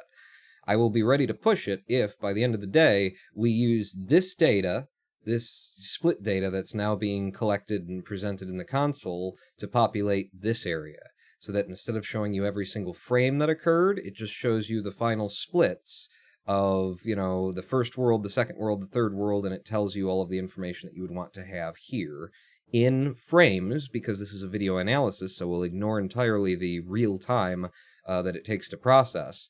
The real time is useful when we're running it live while we're speed running. Because that's the most accurate representation of when things occurred, is by the actual time on your computer's clock. But when we're doing a video analysis, all we care about is the frame numbers. We'll put that information here, and if I can put this there, then we've got an app that I'm ready to build another executable for and push to GitHub, and that's going to help the moderators and AJ and Snakeathon. That's going to help them moderate videos and also do some testing on another Autosplitter that is being developed for Cluster Truck simultaneously.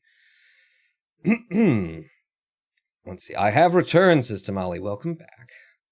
This is really great, like genuinely impressive. And I teach computer programming. Oh, cool. Jack my rich up. Yeah, tell me where I'm fucking up.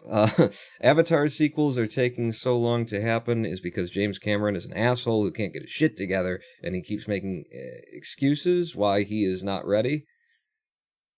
I don't know. I don't know anything about Jim Cameron.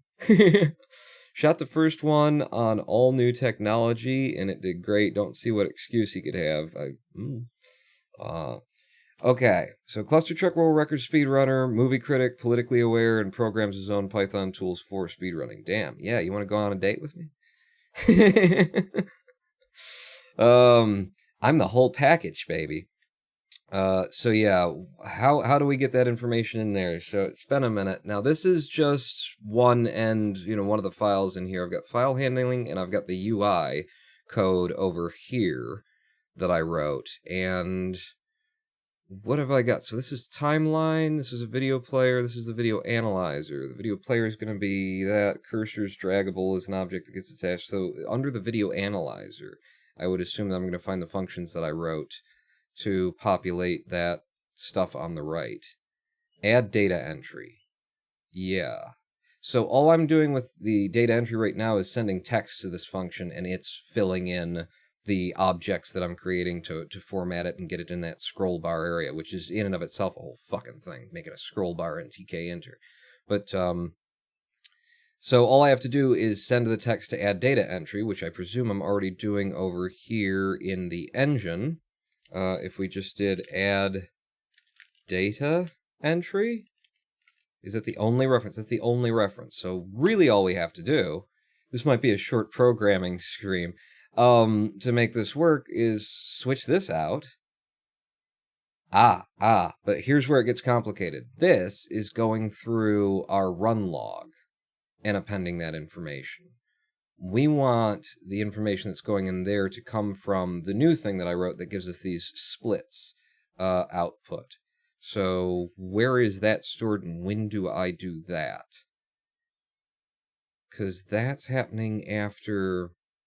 Once everything's done in this process and it falls out of this loop, the timer stops and I call log generate. So everything's probably called from there. So under my log object, the generate,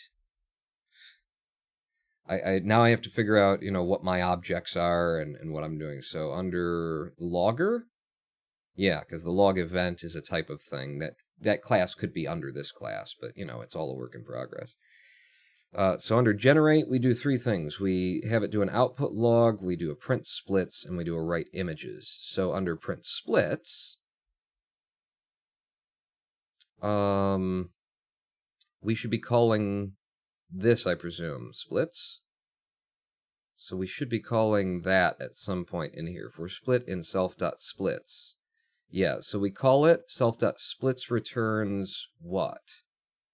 What's the formatting of this?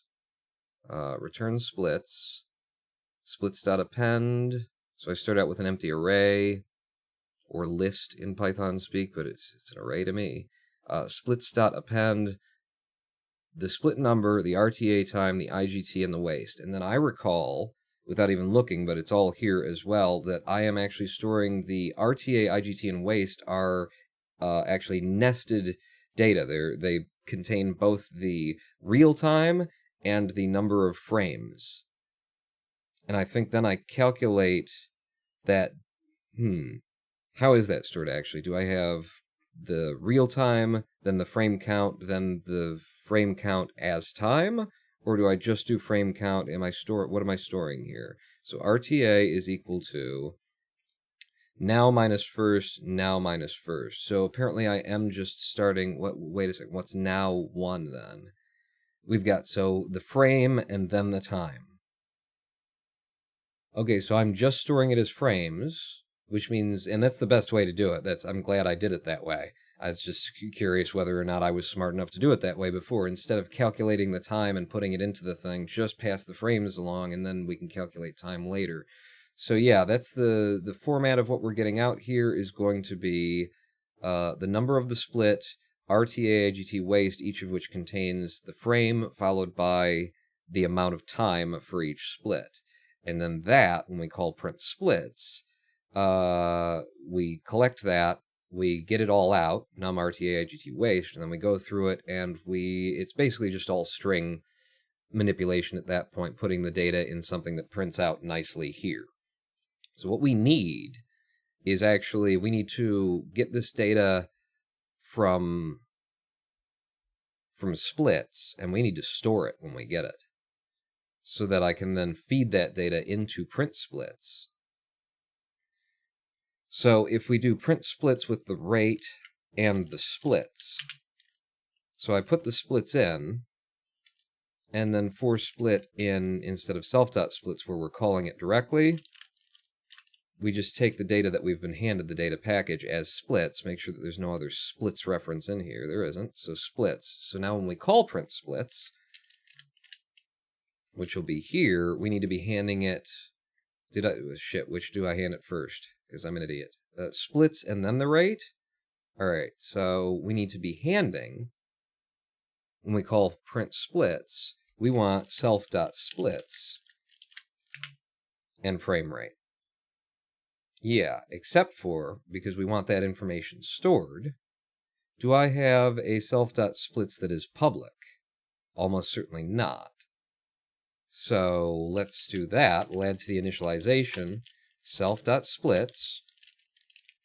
Well, no, but that's the name of the thing, isn't it? It's the name of what you call. Yeah, but I need an object. So maybe we'll gen splits. We'll rename that function. But self.splits is equal to this, and then print splits self.gen splits. And then down here where we had named this splits, we'll name it gen splits. So we'll generate the splits. When we generate them, we actually don't want to do this yet. We want to do this separately. So we're going to say self.splits is equal to self.gen_splits. And that will store that value into our public value, and then we can do self.splits. And that should do everything that it's already doing, without getting in the way of anything, but it will populate a public object with the values that are in self.splits, which we can then call down at the other thing, wherever that was. Fuck. I don't even remember the name of it. This is how I code, too, not really knowing. Add data entry right there. So instead, we can do for num RTA IGT waste in log dot, it's self.log? Probably self.log dot splits. And now we've got all of those values out, and now it's a matter of, again, deciding how we want to format the string that's going to go in there. So since I've already done that in print splits, let's borrow some of that code and then modify it the way that we want to. Where am I here? That's engine. Yeah, in print splits. So let's just... Oh, that's what we want to do. For split in splits and then numRG. Yeah, we got to get it out that way. Yeah, we will. Okay, so let's just take all of that, just that we have something to work with, even though it's going to look different. So actually here, I'll just drop that in, and for split in self.log.splits, stop complaining. Good. It's a big program now, so it takes a minute to like, okay, you're all right. No, we can do these things. Num RTA AGT, so that gets it out. Now, some RTA, some IGT, some waste. Yeah, I guess we do want that. So earlier in this, I presume we set all of those to 0 in, yeah. So let's grab this as well, basically copying the whole print splits thing. And if it ends up being like similar, like nearly duplicated, then maybe we'll make it its own thing. But I'm going to try and avoid that. For split, before that happens, we'll do that. Are you within a process so that you're not like things that are held eternally? Fuck it. Some RTA, some IGT, some waste, some drop 0. We get the splits out, then we get the values broken down, and then we can add all of these values up on each pass, which will give us a final tally of what the sums were. Now, we don't need no education. We don't need the times. We just need the frames for what we're doing here. Although if we do make this a...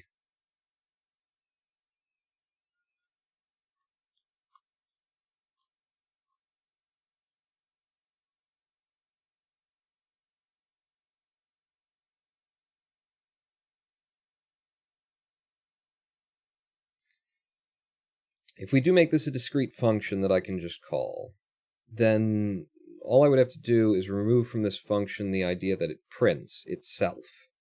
And then we could hand the data out of the function that's already been formatted cleanly and nicely.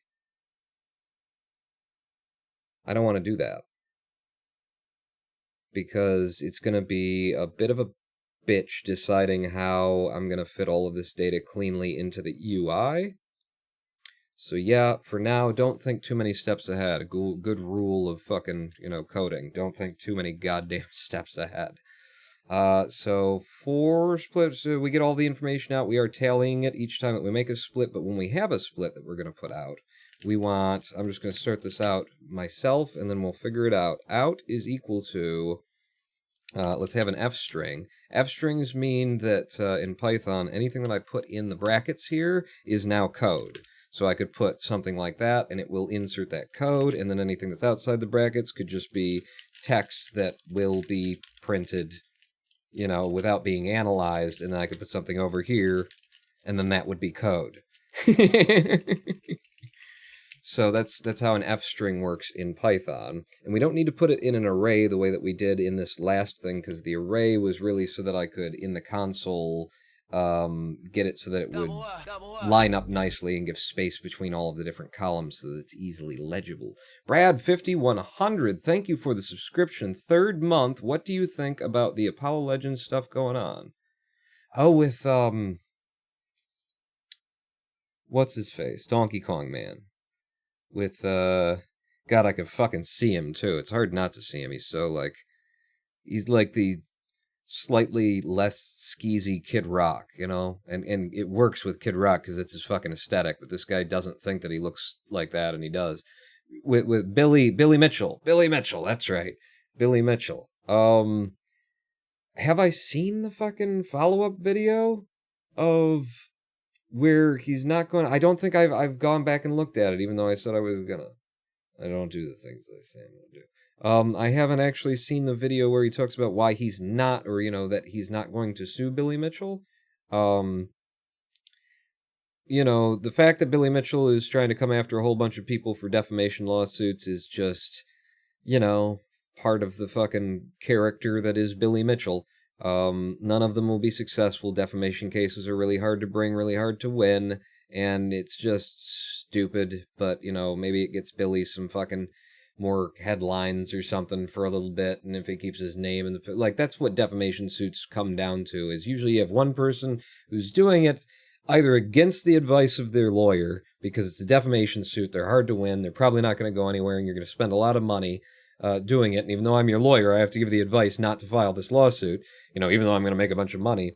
Or it's somebody who's filing a lawsuit because they want to get out in the news again. They want to get their name circulating or something like that. And then the other way that defamation suits come around is by the person who got sued for defamation then tries to sue the person who sued them for defamation. Because it's defamation suits are basically kids in a sandbox throwing fucking clumps of mud at each other.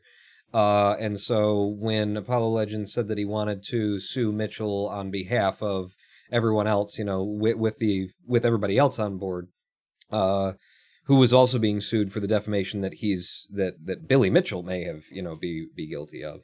My opinion was you shouldn't do that. And then when Apollo followed up with, and I need $10,000 to do it, I was like, where did you find a fucking lawyer who said they can do it for $10,000? Is this a friend and family kind of deal? Because it's probably going to be a case that exists over state lines, which means it's got to be in fucking district courts that are for multiple states and that can operate at a federal level or something like that. And a lawyer, $10,000 is like 100 hours of a cheap lawyer's time.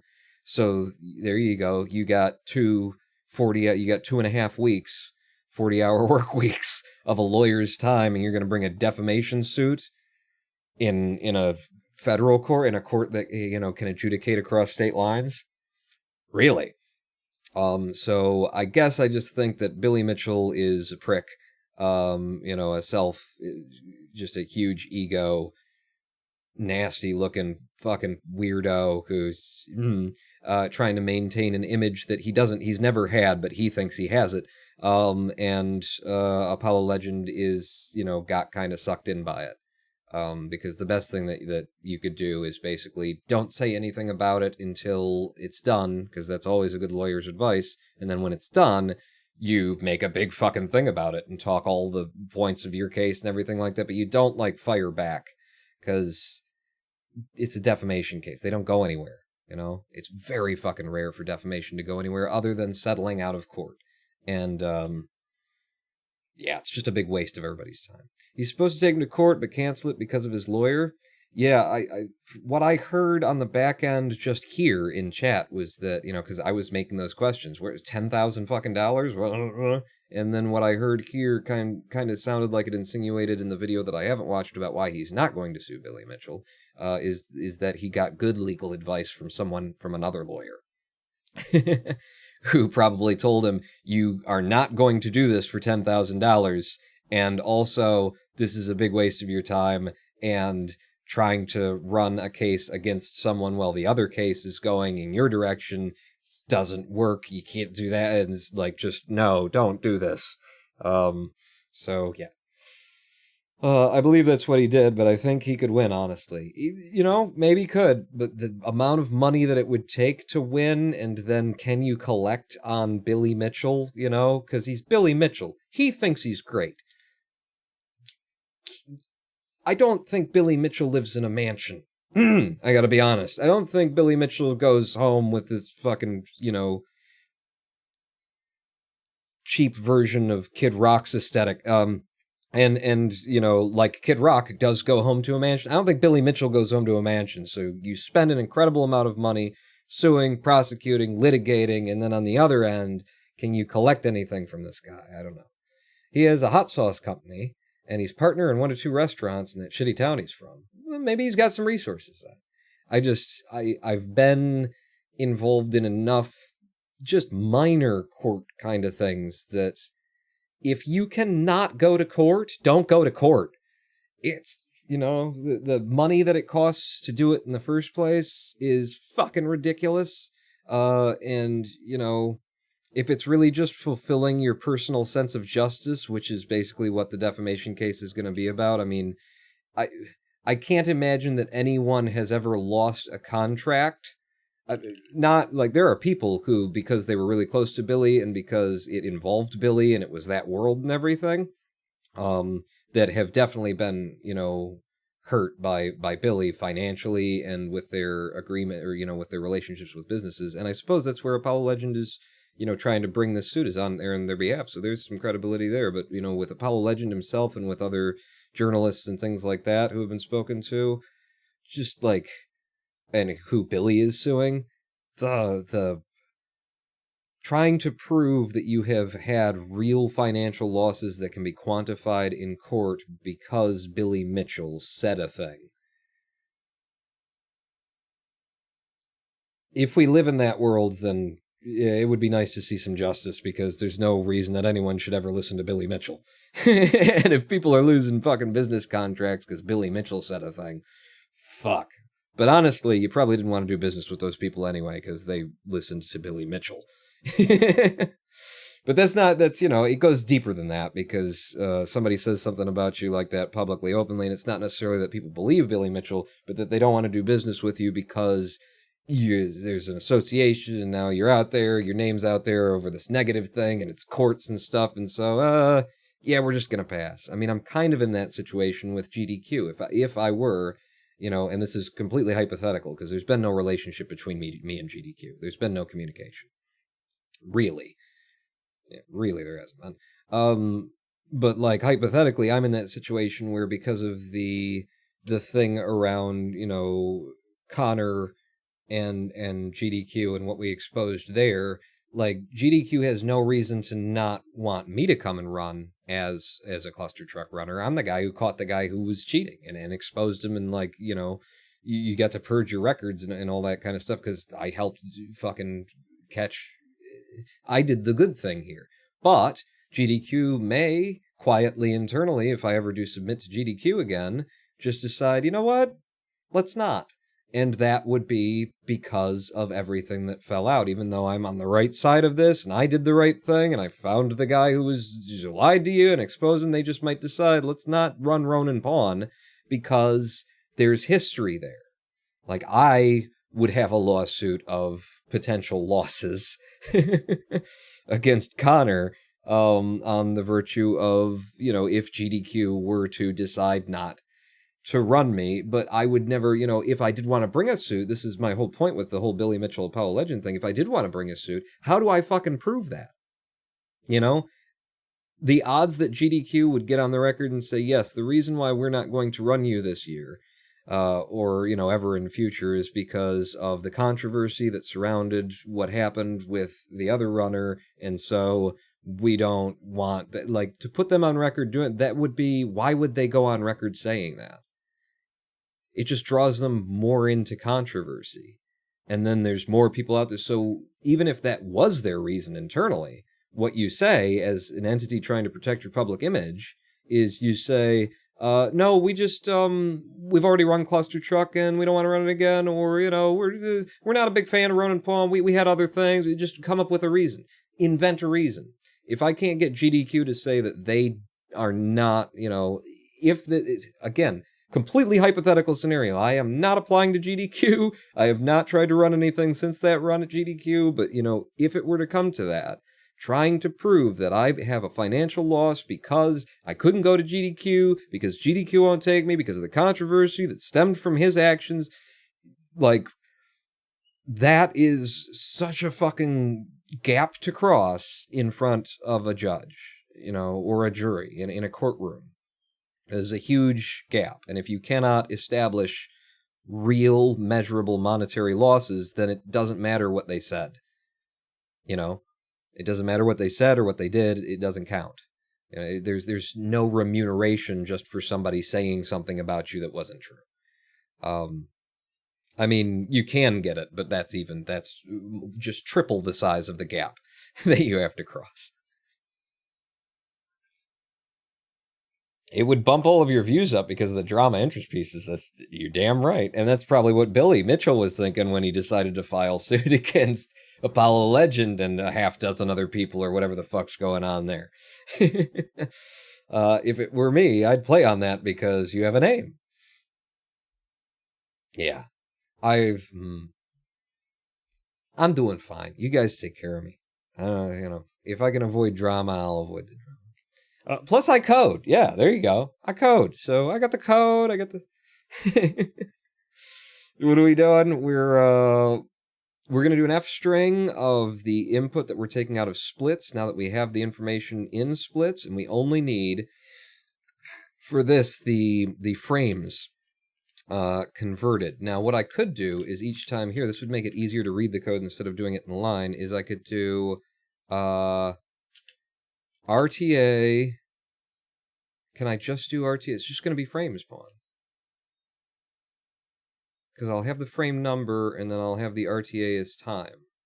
So we've already done RTA, so if I did RTA time, we could do, I wrote a function, it's going to be frames to hours, minutes, seconds, and that takes the number of frames and the rate. So I could do RTA 0, which will contain the number of frames, and the frame rate. Where the fuck am I getting the frame rate? Well, it would be from the video file itself, which would be further up here when we instantiate this. Rate. It's just rate. I'm a smarty. I know what to name things. So that would give us time specifically, and then we can just duplicate this for IGT and waste. So IGT time, waste time, frames to HMS, and then it'll just be IGT there, and it will be waste there. And we've already brought out RTA, IGT, and waste right here from what we've pulled from log.splits. So now we've got that data, and we can reference directly the number of frames as well in order to get the exact the exact number of frames and what they represent in time to output into our frame. I didn't know you coded. I came for the speedruns and came back, and he's coding. I was just introduced to F-string today. Haven't read up on it yet. It's simple, and there's so many things that, like, I've looked at how, because I came to Python after it was already in 3.0, 3 point something, and I have seen when I'm out looking for, help with code, I've seen what you used to have to do in terms of putting strings together and how nasty in JavaScript it looks. And the F string is basically just put an F before you open up some double quotes, and anything that you put in curly brackets is now code. You run code between the curly brackets, or you can access a reference a variable, and everything outside of it is just text, and it's just clean, and it's pretty, it's good implementation. I think there's some other things you can do, and that I do in here with it, but whenever I get into like string manipulation, I basically just, I copy paste. I copy pasted something from the internet at one point. Now I've got it here, so I'll copy paste it again. You get into format anyway. When you start calling format, it's, it starts to look like, what's that shit where it's just a whole bunch of symbols and you put together. I mean, formatting something, you got to know that, the number sign means, and then you put a decimal point here, and then if it's a lowercase p, then it'll convert it to this. And I don't fuck it. I'm not going to memorize that. But okay, so RTA time and IGT time, we got all of that out. Hello, kitty. Mr. Bags is here. You want to come up? Oh, he's winking. He's doing that thing. You just close your eyes a little bit. That's how a cat says, hey baby.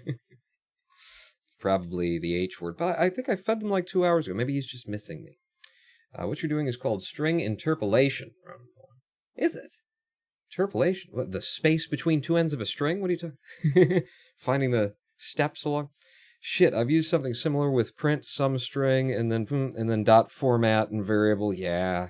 Whenever the fucking format shit comes in, I don't know, it's nasty. It gets nasty. I try to avoid it, but I can't. Because you do have to format these numbers so that they don't run on and on and on and on and on. You gotta at least tell them to stop after the third decimal point, or else you're just printing out floating point errors. Out F, so we're gonna make an F string. We've been sitting here on gonna make an F string for a while. So let's just put it in here. So we want the number of the split, which will be pulled out here from split. So we've got the number of the split, and then colon. Since I'm just printing at this point, it can be more, we can do something better with it later, where I have an object that creates these entries in our scrollable pane, and I just feed it the different information. I could even write it so that I just dump in the self.splits, log.splits, the whole thing, and then it just does it and formats it and makes it look real pretty. But we're just going to shove some fucking text in there for now, which is going to be, we got the number of the split.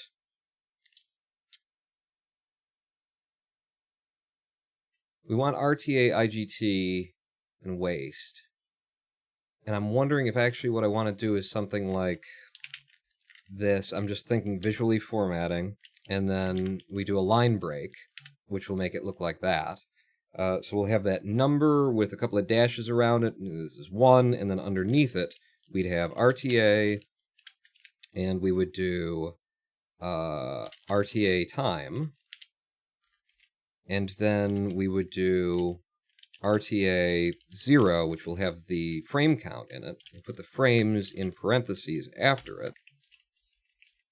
I'm just, because it's a very small space, if I run this again, I don't know if it's going to run. If I run this again, there's not a lot of space in this window the way that I've got it built right now, so I just want it to look decent in this interim build. So if I just do the number of the split, and then RTA, IGT, waste, each on their own line, that should be okay, right? Maybe? So RTA time, RTA 0, and then, yeah, we just sort of duplicate that. I want you... Yeah, you don't like that in the editor, but I want you to just line up so it'll look nice, and then we'll just keep doing it. Which means I'm going to need you, and then like that. And then this would be IGT, not RTA. And then another, and then this would be for waste.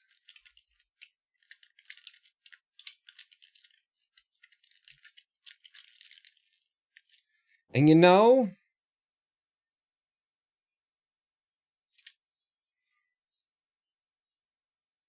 I could put waist on the same line as IGT because you don't really need waist. You just, like, if it would fit. Let's do it like this to start. Don't get stupid, buddy. Waste time.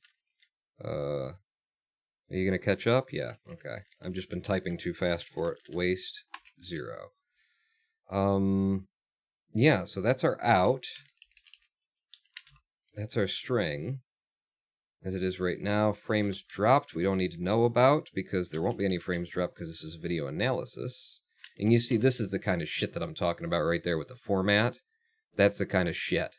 Doing a format of this out string, I had, these are the symbols for basically that tell it to, like, left a line and have there be 20 spaces and then left a line with 28 and like that kind of shit. It's just its own fucking internal language that I don't like.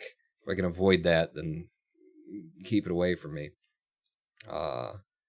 So we're not going to append anything. We're not going to calculate frames dropped because there won't be any frames dropped. Split totals doesn't need to be. It does need to be. I mean, we could put that out. And then it would be right there in the final feed. Yeah, let's do it. Total. But it's going to be basically this. So let's get rid of you. Paste you in. Ding, ding, ding, ding, ding. And then we don't want RTA. What we want here is sum RTA. Well, we're calculating everything there and we don't need to. So if we just did sum RTA and we did that. And again, I'm apparently moving too fast for the IDE here to actually keep up with making sure that I'm not fucking everything up. There we go. So sum RTA 0 plus RTA 0. That's all we need, and that's going to count the frames up. But it won't be the time, which is fine, because we don't need the time yet. And then when we do this, yeah. So you'd be sum IGT. And then we wouldn't have... So, alright, so it'd actually be... It's going to be reversed here. You're going to be sum RTA, because this is going to be the frame count. And then you're going to be sum IGT. And then what we want to print first is actually the frames to HMS. What? Why didn't you? Frames to HMS of sum RTA. And you want the rate, right? Yeah, the rate. So first we'll print the actual times, sum IGT.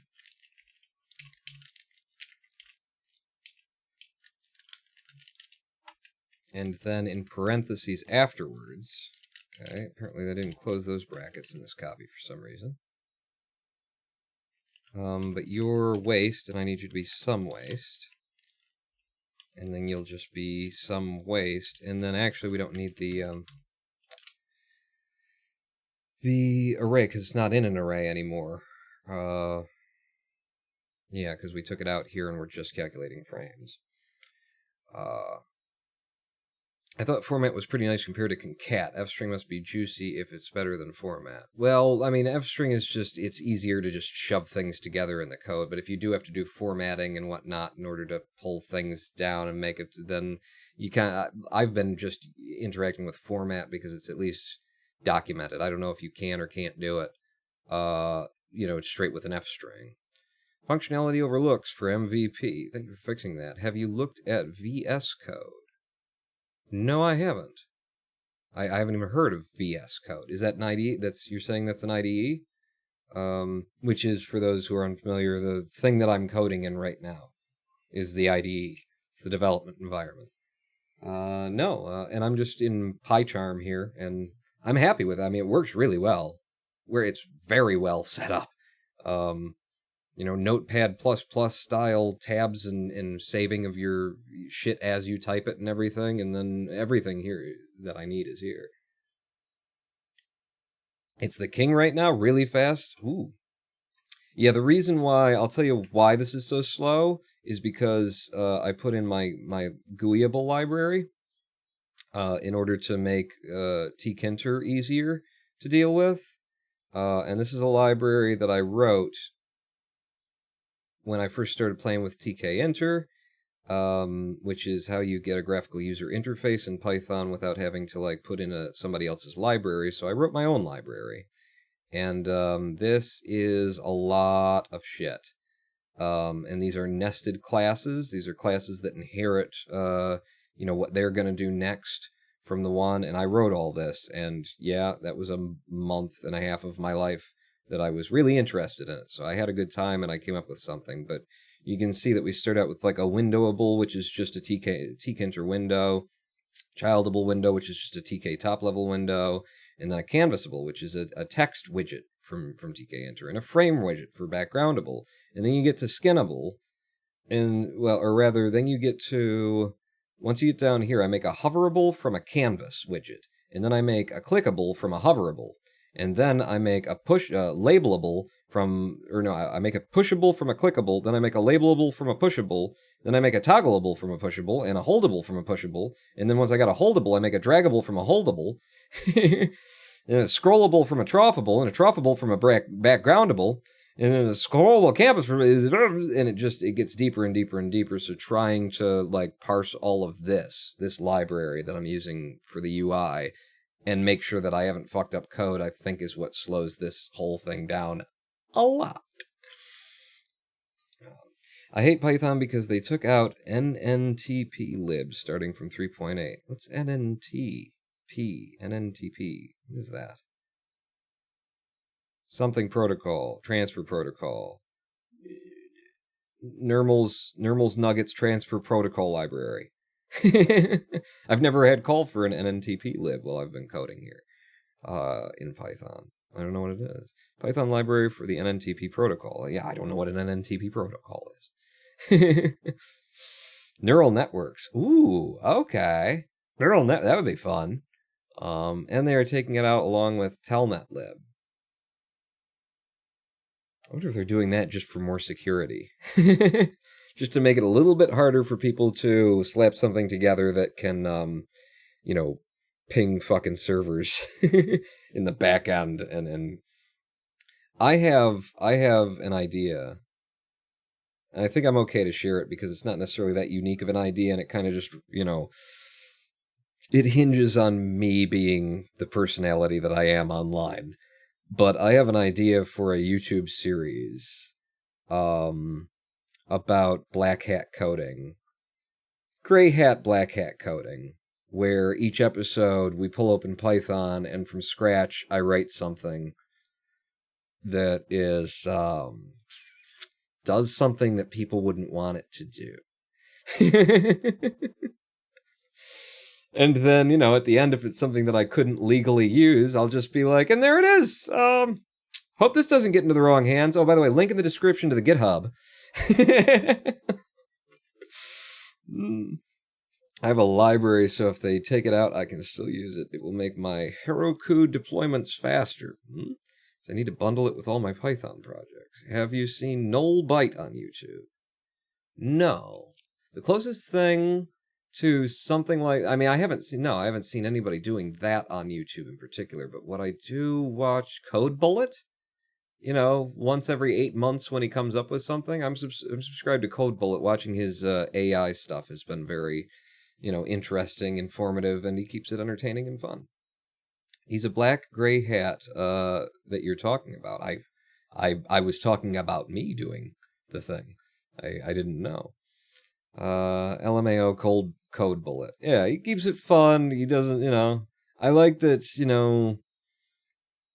in his presentation, it's very clear that, there's certain projects he gets into, and then he's there for 3 weeks because it gave him a whole lot of trouble, but it also enthralled him, and so he just went down the rabbit hole And then other projects, he like starts to go down the rabbit hole, stops himself after 3 days and goes, fuck it, no, we're doing it a different way. Because that's just very like exactly the process of coding something is, you either something grabs you and you're like, okay, this is complicated, but it would be beautiful if I could do it that way. And you either just fucking commit to it and you spend 3 weeks going down fucking how do I do it if I go into if I did this way, or you start doing something and 2 days later you go, all right, no, fuck it, let's do it the easy way. And I like that he does either. What am I working on right now? Fan of Dominic Venture. This is Autosplitter for Cluster Truck. Communicates with Live Split, which I've got open right there, and automatically puts in it sends signals just over, ports in the computer. It sends a signal Live Split saying, okay, start the timer, fire the next split, pause the timer, and things like that. This actually, my code watches the screen as you play the game, and then analyzes the screenshot that it pulls back to see where you are in the game. And when it recognizes that it's gone on to a certain screen, it's like, okay, that's when a split should fire. And then when it sees that it's no longer on a screen that looks like that, it goes, okay, that's when we should start timing again, and things like that. But yeah, this is for Cluster Truck. I'm a speedrunner in Cluster Truck, and this program is what I've been doing my speedruns with for quite a while. Runs in the background while I'm doing the speedrun and puts in my times for me up there, which gives me accurate IGT times, in-game times, where we actually remove the time that you spend on in between levels. When you're running the levels, you get to the end of it, it comes up a level complete screen. While we're on the level complete screen, this can give you the time without counting that time against you, that you're just sitting waiting for the next level to load or trying to click a button. But yeah, we're very close to this now. We've got all this information coming in. We got the out. What we want to do is at the end of this, and I wish I hadn't have gotten rid of that because now I got to go over to UI2. Oh, it's simple though. It's just add data entry, and I don't know what the object is. The object name is, but it should be right down here, right? We'll have instantiated it.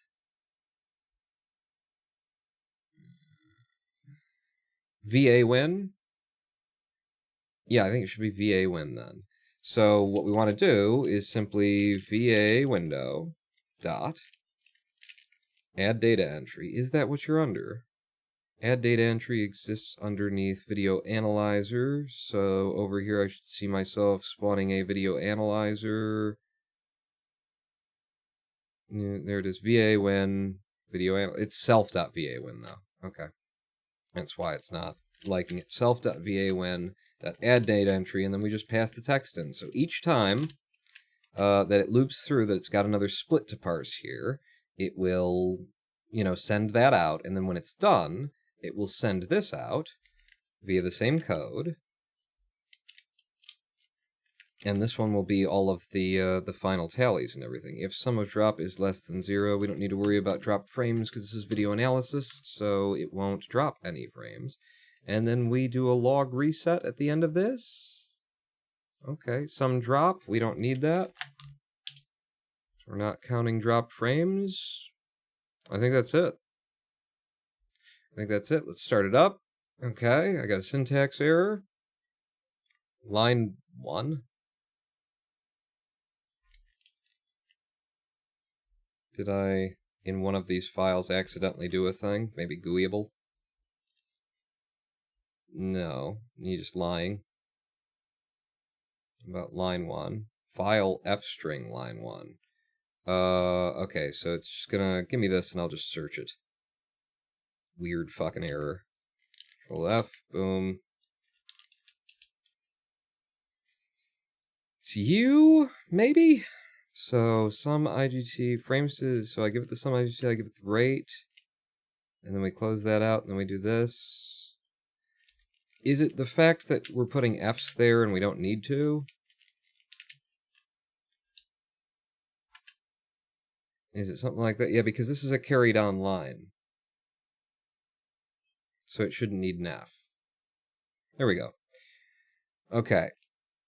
So I'm going to open up our video analyzer by hitting Alt-V. which is, by the way, something you can control. You can change it in the settings.config, video key Alt56 V47, if you knew the codes for that, which is not easy to get, so, you know, you're not going to change it. But you could open, because it's not just ASCII code. It's not just ASCII, ASCII. I call it ASCII code. It's not just ASCII codes. It's some bullshit thing specific to the keyboard plugin that I picked out of a fucking hat and I've stuck with. But let's load up another file again. I'm not going to do any of my scrubbing because we don't need it here. We'll just click the Analyze button, and the code should run just as it always has, right up until the end, and if it's going to fail or function, that will happen right at the end when it's done doing the whole analysis of the video file. Is this the prequel to Pacific Rim Job? Average Joe. Prequel, sequel. Okay, so it worked once. I forgot to put in the /r/ns, and also it failed after the first one. And the error was some RTA int object is not subscriptable. Aha. Because, yeah, we were taking out, it used to be a nested array situation, no longer is. So when I instantiate these things, they don't need to be that. They can just be 0.0. See, and by the way, when I'm complaining about people like making their code less legible, this is a sin that I commit regularly because I like it. If I've got 3 variables that I want to declare that all have a lot to do with one another, then I will do some RTA, comma, some IGT, comma, some waste equals 0.0, comma. I'll put it all on the same line instead of having 3 lines taken up by this is equal to that, this is equal to that, this is equal to that. That could piss another coder off because it would be harder to find. Well, where did you do some waste? Because I don't see the. Oh, it's here. It's after. Why did you do that? So there are definitely ways to still make Python hard to read for the next guy, but this is one that I like and that I think works well and it makes sense. You're not wasting white space if this had to be printed on sheets of paper, you know. You wouldn't be wasting paper. Put quotes around 0.0 to make it an integer. Like quote 0.0. I don't want it to be an int. Yes, I do. You're right. Yes, I do. I want it to be an int. And I'm pretty sure if I just put 0 there, it will decide it's an integer. But I've never... basically, you know, Python leaves its fucking variable declarations loose enough. So if I put 0 there, that could be true, false, 0. That could be 0 as an integer. That could be 0 as a float. But you're right that I didn't need the decimal point there because this is hard frames. These are integers. So you did catch me on something that is helpful. For split in... And that was our error. The other thing that didn't happen correctly here was that I didn't use line breaks in this, which I should have. The other thing that I note is that the 1 is on a line all by itself, and then it's, well, that's because it pushed it down because it was too many lines. That's how it, yeah. All right, so we'll just slow in some, or throw in some carriage returns. These are line breaks in Python. /r/n is the code for sending, you know, putting in, going down one line. And it is a lot of places, /r/n. That should print correctly, but that's just this one. What about you?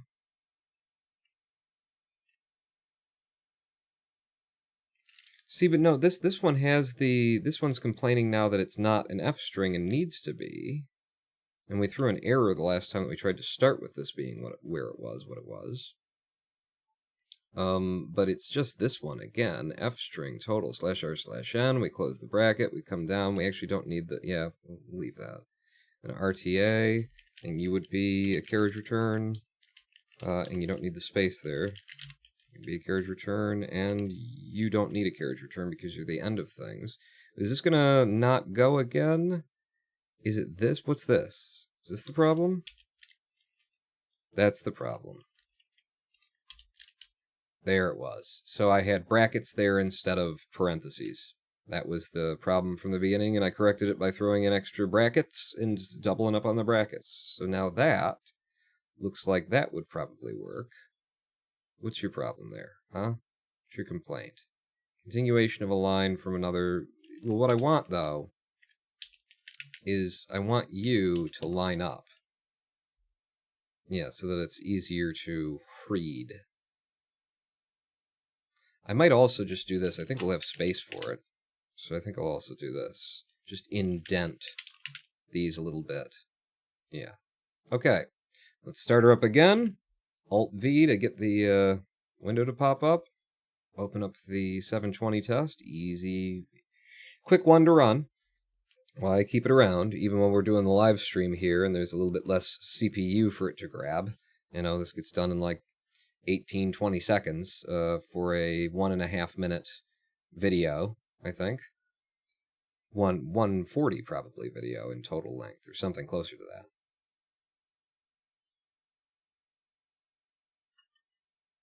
And we got ourselves another error and nothing printed here. Okay, good. We're getting closer. What have we done here? Line 570. You guys can't even see the fucking error. If I raise this up, maybe. Not that. If I... No, not that. That's the opposite of the thing. Like, if I moved you up, maybe you'd be able to see a little bit more of that. Without me having to shove myself around on screen. Sum RTA is equal to sum RTA 0 plus RTA 0. That was the whole fucking problem. That was the one problem that I didn't fucking come back to. Sum RTA is no longer a thing that needs to be accessed. None of these are. As a fucking array. Was the whole... That was this... It's the same error. I fixed 4 other errors, 3 or 4 other errors, and didn't fix the error that we had last time. Hoorah! Okay. And again we go into the code. You know, they get me looking at one error, and I'm like, oh, that's going to be a problem, that's going to be a problem, that's going to be a problem, then I forget the first one. Analyze it again. I think this one should do it, though. I mean, it is just a simple matter of passing a string into a function that we already had written and working, and if it is, this will have been a nice little live stream, you know, because all I wanted was for this to work.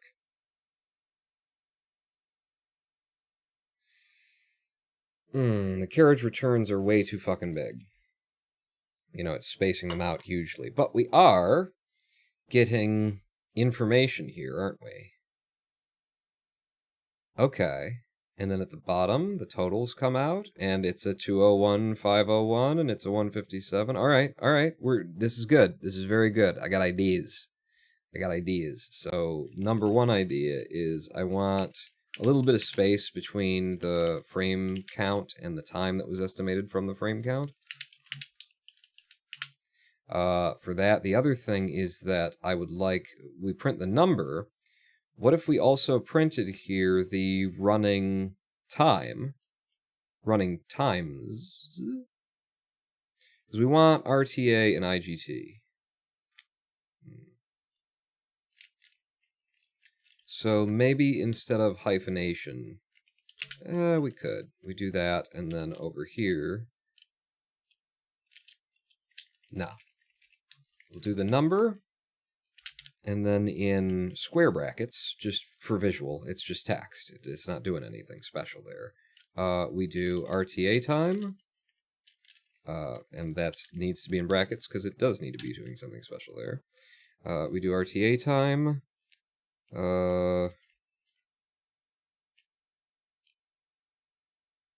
It's just I have to decide how to make it look. And we do IGT time. And we could even try and squeeze in waste time. I don't think we squeeze in waste time. Fuck waste time. It's not going to fit on the same line. Why am I getting like double return carriage returns though? Is my thing. You know, if I just went /R and not /N, does that do a thing? Because I don't want the double line breaks. Either just /R or just /N. Will one of those just give me a single? Because I don't, you know, you don't see this in printing to the console, so I'm not sure why it's wrapping the way it is. Print already has a return, adding /N gives it another. Yes, but we are printing this as a solid string. You know, we're storing it as a variable out, so when we do print, it's not like printing this and then that and then the other. This is carried on. So it's as though we're all on one line, and it's just one string. So if I took out all of the things, what is this now? What did I do? Did I do a thing? You did a thing, Pawn. Let's see. I don't know about this /r/n nonsense. Why I'm getting double breaks. Never used /r. /n usually works for you. Let's try /n then, because, yeah, I don't think I've ever used /r, and I don't think I've ever really just used /n on its own. But /n sounds a little bit more plausible if anything's going to work.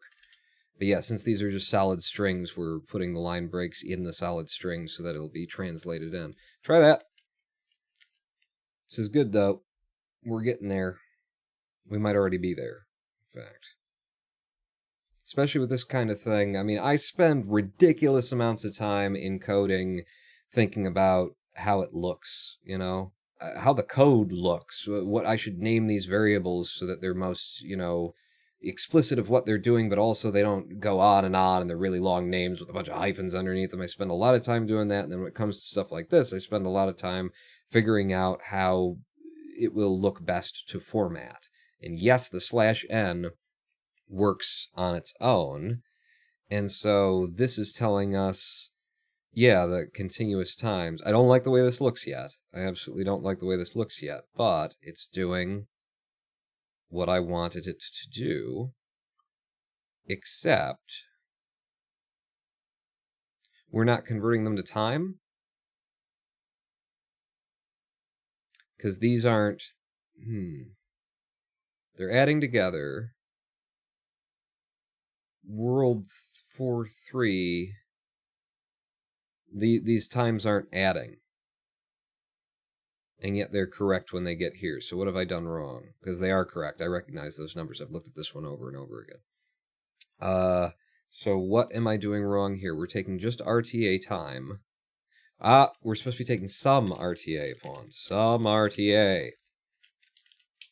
And some IGT. Not some of a get. No, some IGT. Here's some of a get.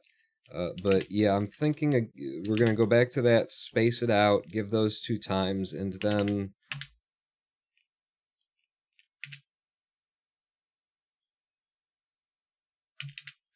depending on how... And this is like temporary shit, but, you know, I'm telling you, I will spend time here trying to figure out what looks nicest, what's most legible, even though this is temporary placeholder nonsense. So how many spaces is that? Is it that many? That many, that many, that many.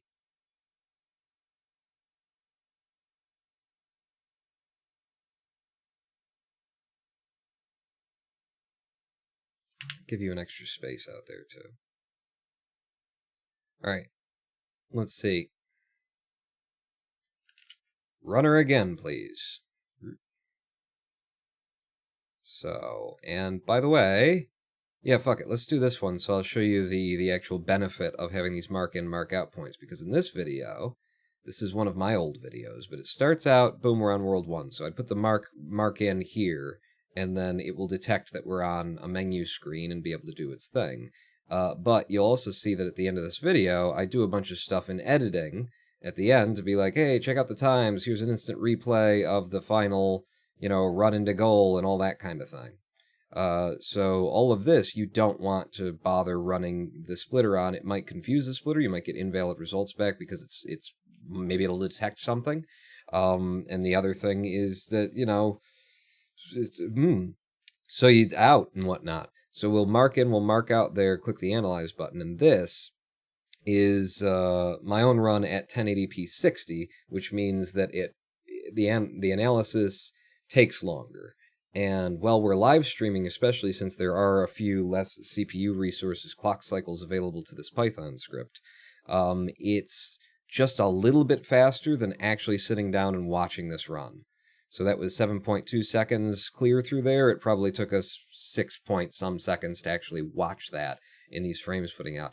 And surprisingly, a not small amount of the processing time here is actually in rendering these still frames, because, you know, I wrote this so that you could see that it was doing what it's doing while it's doing it. And every time it has to stop and render that still frame, because it's a still frame that's going to be written out into a tkinter UI environment, I have to process the frame to be compatible with the tkinter canvas or something. I can't even remember how I did it, but it takes longer to process these than it does to actually process and draw them to the screen than it does to analyze a single frame.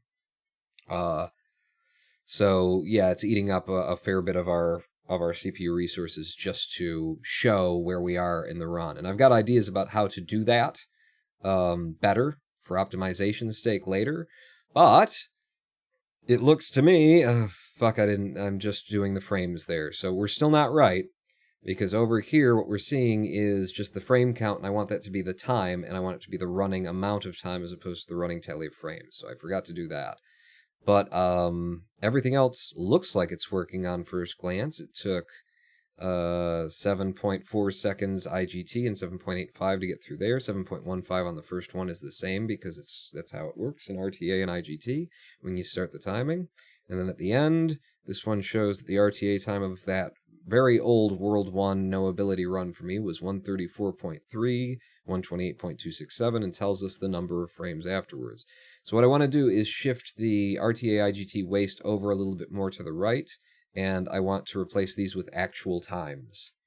So it's just a matter of formatting, but everything works just the way that I want it to. Let's give it 4 more spaces on each line and see if that, you know, just feels better in terms of weighting.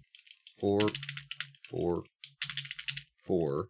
And then some RTA, what we needed to do actually was frames to HMS, some RTA, and then we have to hand it the video rate. And then same here, frames to HMS, some IGT rate. And really, but that's a running tally pawn.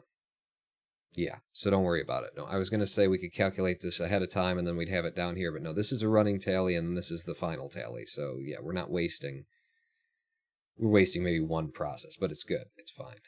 So that, see how that ends up looking? We'll go back to the 720 footage because it takes a lot less time to process because it's not 1080 and it's not 60. It's half the frames, and 720 significantly less, maybe almost half the pixel density of the resolution of 1080. I don't know how that works out. I know that pixel density, when you scale up, like, you make it half a size bigger, it's a lot more fucking pixels. It's a lot more fucking pixels. This is incredibly interesting watching and hearing your actual thought process going through this. And you know what? I feel very good about this programming stream where I haven't a lot of others because this one is kind of easy on my brain.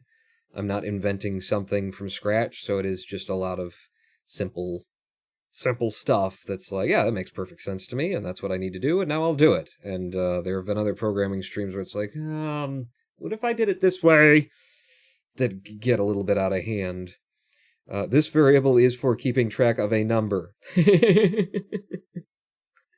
Yeah, that's the kind of variable naming that I spend a lot of time trying to avoid. Colwalt 1234, sorry. Let's see. So Karen said, making something user-friendly is harder than making something usable. Abso-fucking-lutely. User interface design, graphic user interface design is an art in and of itself. And hello, V Young. So obviously we want to take one space out of the RTA IGT waste because it will line up perfectly with the edge of those numbers. Other than that, looks fine to me. Totals are being printed correctly. We're getting RTA IGT. We're getting these. I could actually take out the brackets for the running time and just have the times next to each other.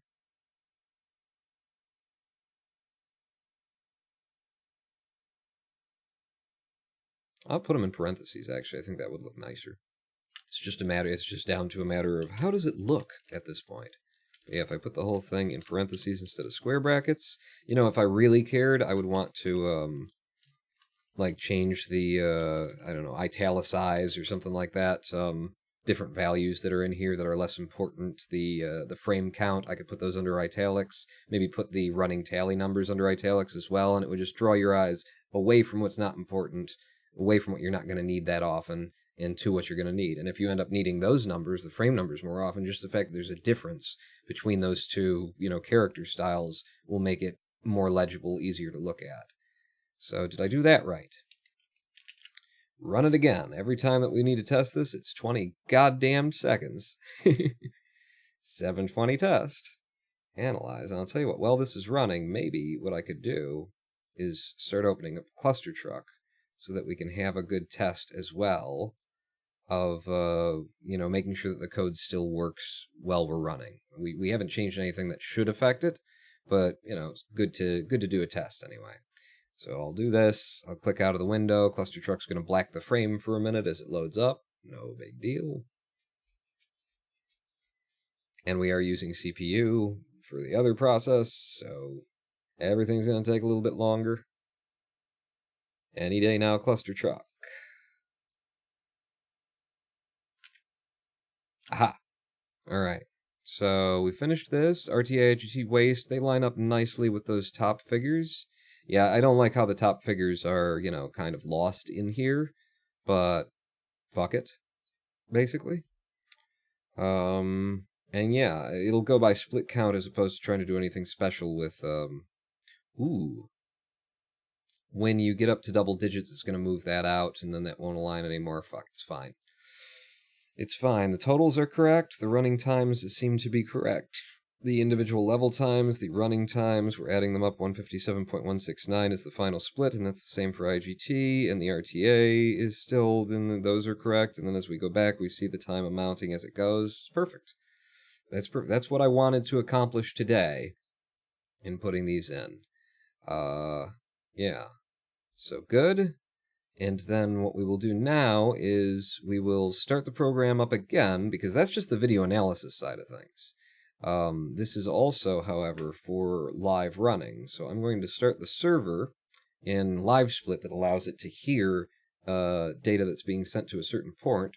So LiveSplit now is listening. Our program, I'll reopen it just to make sure that it connects to the port that maybe wasn't open for LiveSplit before. So now we've got a connection. It's started and ready. We put it in the background. Load into Cluster Truck. And if I were to start a run, as soon as we drop in, the timer should automatically start on its own. And it did. And then when we get to a split like this, in fact, here's what I'm going to do. I'm going to go next level while we're running, and then I'm going to switch over to game time, because it records, LiveSplit records both real time and game time if you feed it the signal. So here's game time, and I'll show you more more of what the program is doing, because it's not just sending split signals, it's also sending signals that tell LiveSplit to pause itself when we're on a level complete screen. So RTA time right now is still running in the background, because RTA doesn't take this stuff out. But IGT time has been told to pause the timer until we re-enter the game, and when we do, it immediately unpauses the timer and we can start running. Well, it starts timing, anyway. So here, and off of you. Well, it wasn't perfect, but it'll do. And since we've been running the full game in any percent, I've been, using RTA timer. I've been watching the RTA timing and things. Holy! Do it again. But if we were running, like, the segments, if we were running just World 1, just World 2, shit, then I would be watching IGT timing, because IGT, the segments are so competitive that if you're also counting the time that you spend trying to click the next level button and waiting for your computer, whose processing power may be different than the next guy's, to load the next level, that's not really fair. It's not really a fair way of competing in the segments. RTA, it's also not fair, but it's more, it's a long game, fuck it, Eventually, I'm pretty sure the whole of the Cluster Truck community is... Oh wait, you're supposed to do this here. The whole of the Cluster Truck community is pretty much on board for switching our entire system over to IGT timing, so no more RTA timing. I mean, it'll be there, but the preferred, you know, world records and things will be decided not on RTA, but on IGT timing, is where we're headed as a community. Which will rely either on my splitter being done or on the one that Happy Robots is working on, which just got a big update today and is now in testing for IGT. One of these has to be... Really, my splitter has to be working for the video analysis end of things, for moderation to be able to reliably do stuff. Did you want to do this? Right, that was the... We were going to do one of these for 2-3. But so basically both splitters have to be at some reasonable level of functioning, and honestly, after what we've just done here today, mine's ready for moderator use video analysis. It already was, but it's going to be way easier for them to compare, you know, frame times to what the live recordings, the live timings are putting out. Because there is a concern with that. Woo! Yeah. There is a concern with that because, you know, things aren't always going to be perfectly accurate. With my system, you're going to be dropping frames.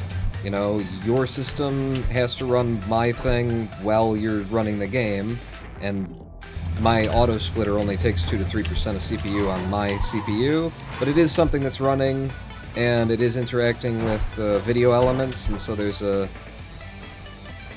You know, there's an overhead to that, and frames will be dropped. Frames are dropped while you're running this live, at least on my PC while I'm live streaming, which is pretty much the only time that I actually run the game, is while I'm live streaming. Holy shit, he stayed alive and then got himself killed.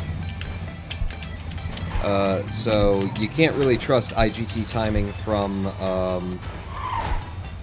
the end user's computer, which means you have to be able to analyze the video, which is, you know, what we've been working on. And now that the video analysis provides a easy, legible set of splits at the end of analysis, and provides you with the totals in the UI of the whole run, it's going to be that much easier for moderation to play with. 10 would be if I can get it. It's not high enough. Okay, you give me a whole bunch of extra height that I don't want.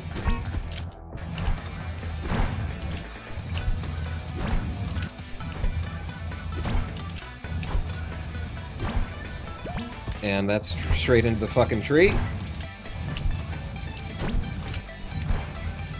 Yeah, I'm definitely not warmed up on this shit today. There you go. Get over! We got over and we got to go. So that's the game. I'll also show you, if we can observe it. We won't be able to observe it, but I'll show you something that's interesting in the background. So I just hit the reset button while the splitter was running, and it took all of my times and did the splits and printed them out in the console for us and gives us all of that information, which basically duplicates all the signals that it sent to live split.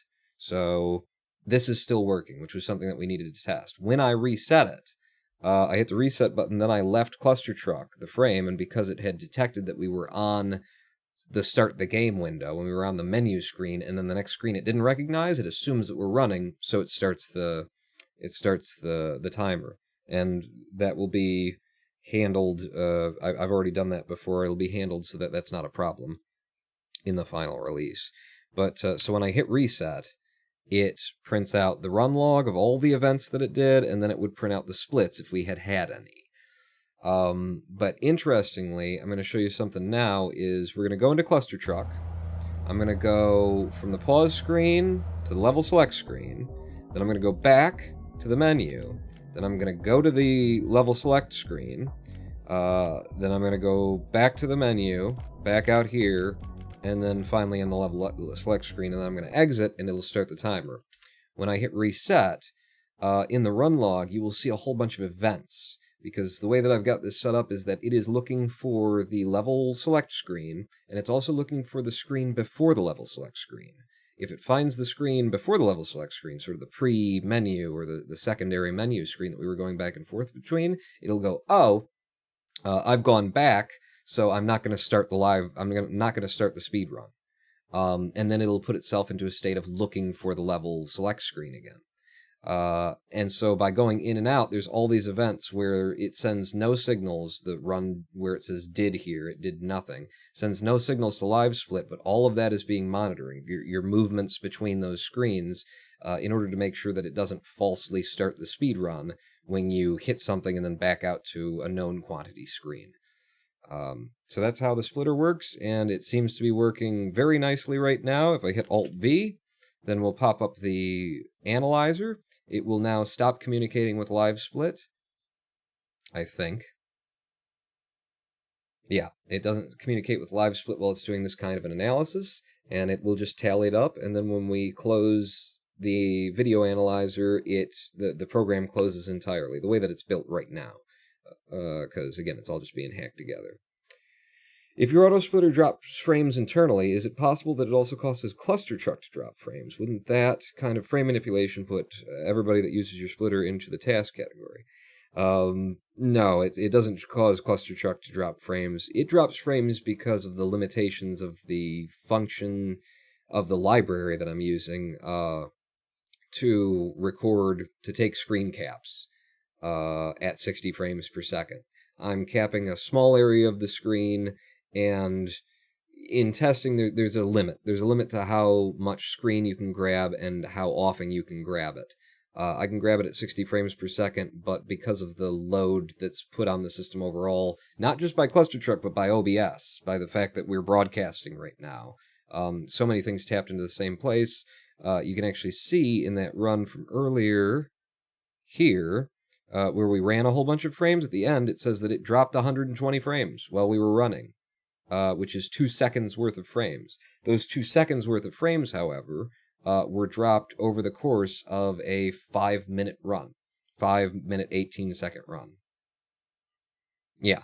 So when you spread all of those frames out over 5 minutes, we're talking about there was 1 frame out of 60 frames in a second that it didn't see on, 1 pass. And then there was 1 frame on another pass a couple of seconds later. Then there was 2 frames on another pass a couple of seconds later. It could also be dropping frames due to, like, garbage cleanup processes in memory that Python runs automatically, and it's been suggested to me by certain viewers that I take control of those garbage processes, and I will look into that when we get closer to having a finished product, to see if I can't make this even more accurate, right down to the fucking frame, and to make it more efficient, because this is running on my system at 1080p.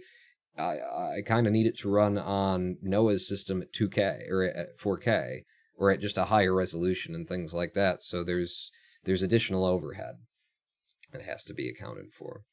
If you could CT to skip frames, you could make pause boosts way more powerful. I might be able to, we could gray hat a program that intentionally tries to, tries to slow down, or we could even do a screen cap situation where if I jump, it can be watching the screen, and if it sees that the windshield of a truck and a thing, and it measures a certain space, and then determines I'm that close, then it will automatically pause and unpause for me in order to fire it off at exactly the right moment. Yeah, like I got that time in my life. But yeah, this works. And we just did an analysis of this one. One more thing that we need to do, because if I were to run this analysis again, currently it is not clearing this area. So it's just going to give us all of this plus all of that. And actually, when I click the Analyze button, it really kind of should have cleared it. Well, if it clears it, it doesn't need to lock it out. Yeah.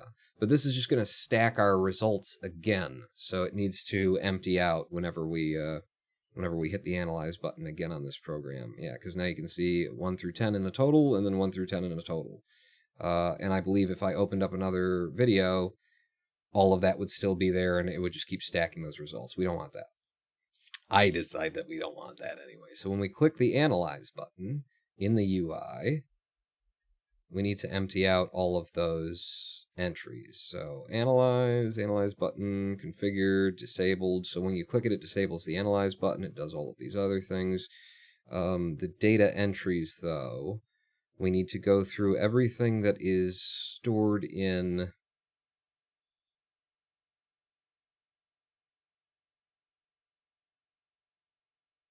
What is this? Frame 1.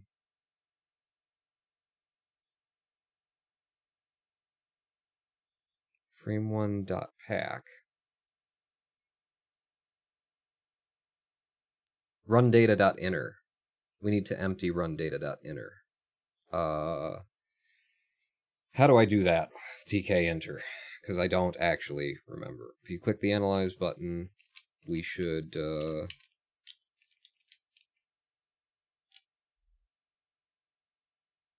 let's just do a quick search. TK enter, destroy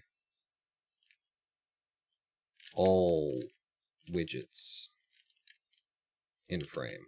Is it going to have to be a looped thing? Clearing a frame. Clearing a frame. Thank you. Frame.destroy, frame forget, and then we could replace it. Pack forget and grid forget will only remove widgets from view. It doesn't destroy them. Your only real chance to destroy them is with the destroy method. Okay, so I'm going to have to loop through and do the destroy, which with something like this. That's what I wanted to know, is whether or not I had to do that or not. So that is what I need to do. When we click that button, we will disable the button, and then we will, for widget in the frame that we're looking for is self.run_data.inner.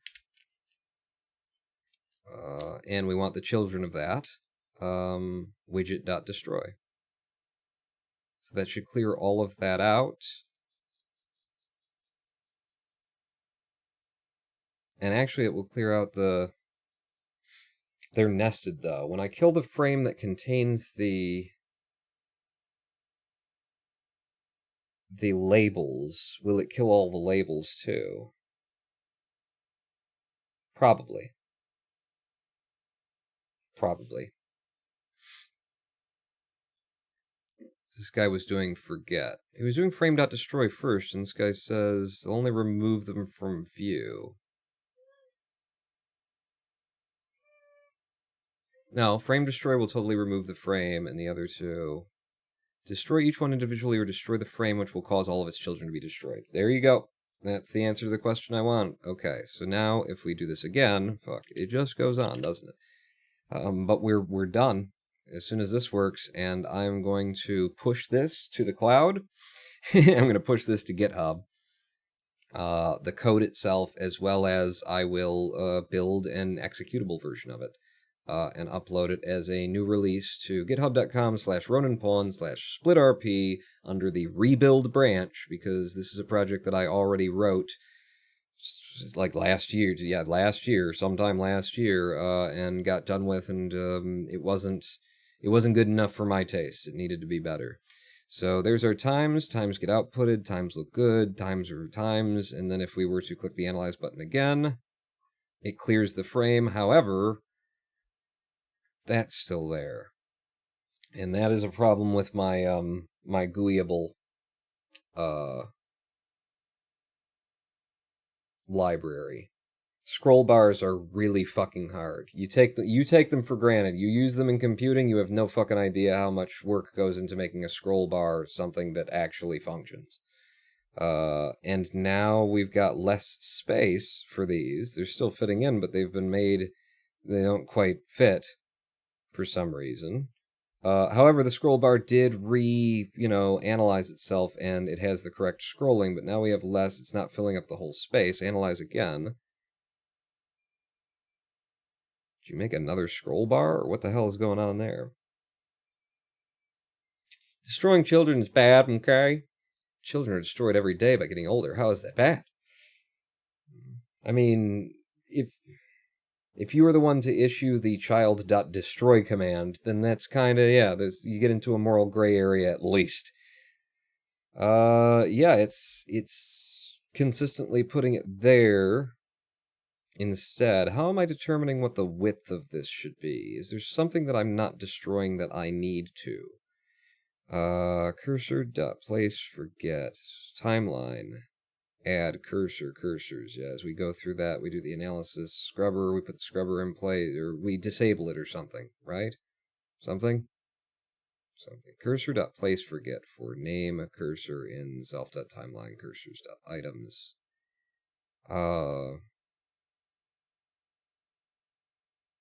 What I really need to do is destroy those first off. Now that we've read that text, can I do cursor.destroy for name cursor in self.timeline if type name is int?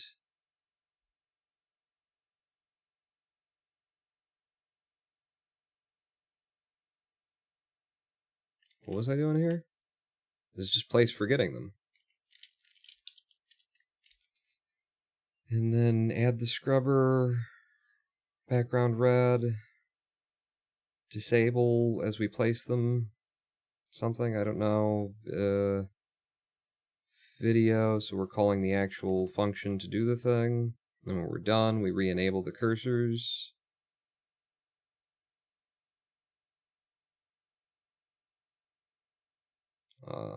Scrubber, place forget.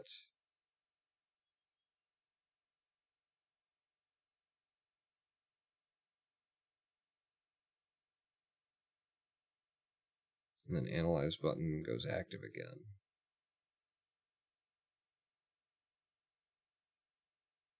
Okay, well when we do a data entry add, we are adding it to runData.inner. And I'm going through runData.inner's children and destroying them all.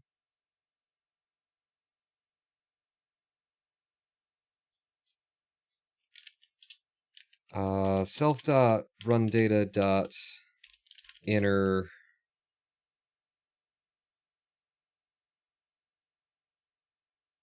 .update.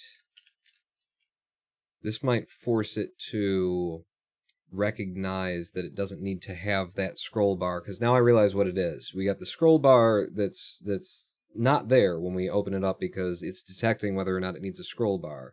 Then we delete all the content from it, but it's still got that scroll bar in it. Then when it goes to determine how much width it has left to fill, it's counting the scroll bar on screen, but that shouldn't be on screen. And that's where the problem is. So maybe if I force the scroll bar inner area to update, then maybe that will force the whatever algorithm I wrote that triggers the scroll bar to be moved, disabled, moved off screen. It probably won't, as I say that out loud, but let's try it. So, now our process of testing just got that much longer and that much more boring. The analyze button. Because we have to actually run this twice in order to test whether the scroll bar is getting in the way or not. As he does his thing. So really I need to end this live stream soon because yeah, interest has surely waned. Alright, so we did that. We did the numbers are right, and then we click analyze again. And I actually caused a runtime error. The program did not crash, it just stopped doing what it's doing. On what? Unbind, no, and disable. Self.unbind.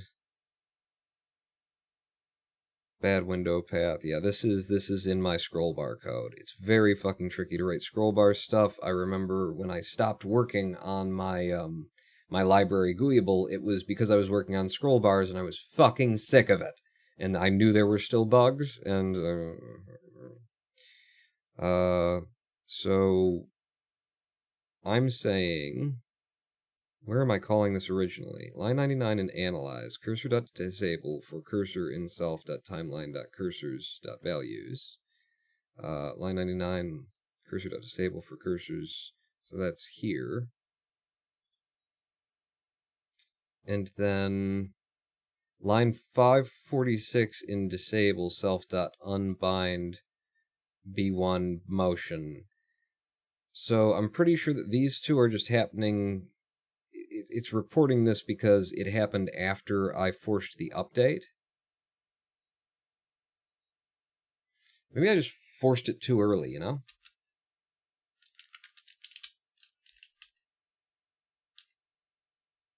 Just before the video analysis begins, which would be here, if I do that, and I can also do update idle tasks, which tends to be a safer thing to run, as opposed to just update just forces it to fucking do an update right fucking now. Update idle tasks will, check a list and see if there's anything that's important to it that it needed to update. An internal list of changes that have been made graphically that it was going to change the next time that it did something. So update idle task doesn't force it to act if it doesn't need to act.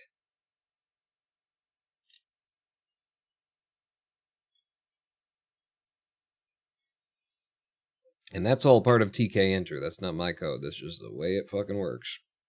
The analyze button again, and we still crash, and it is on this disable self unbind B1 motion.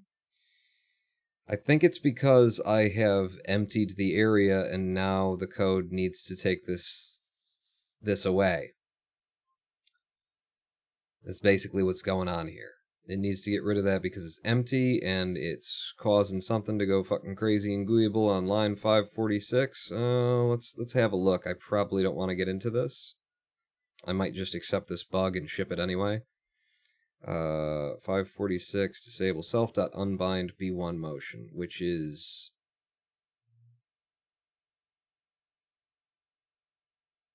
B1 motion, I believe, is dragging the mouse, or it could be scrolling the mouse wheel. I can't remember which that is. But all it's doing is unbinding that so that it's not going to respond to it anymore. And it is doing that, and then in unbind, it goes to bind, call bind self W sequence, and bad window path name, frame 2, timeline, cursor 4.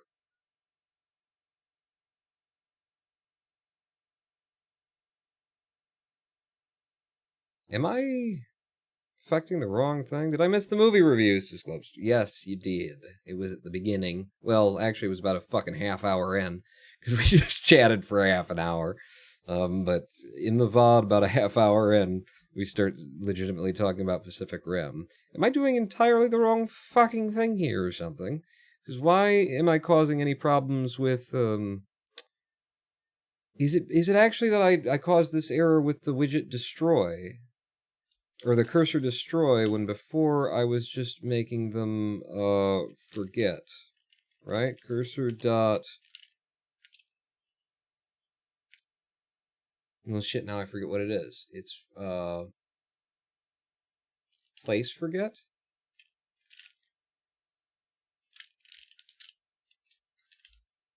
Because it's complaining about cursors and timelines and shit.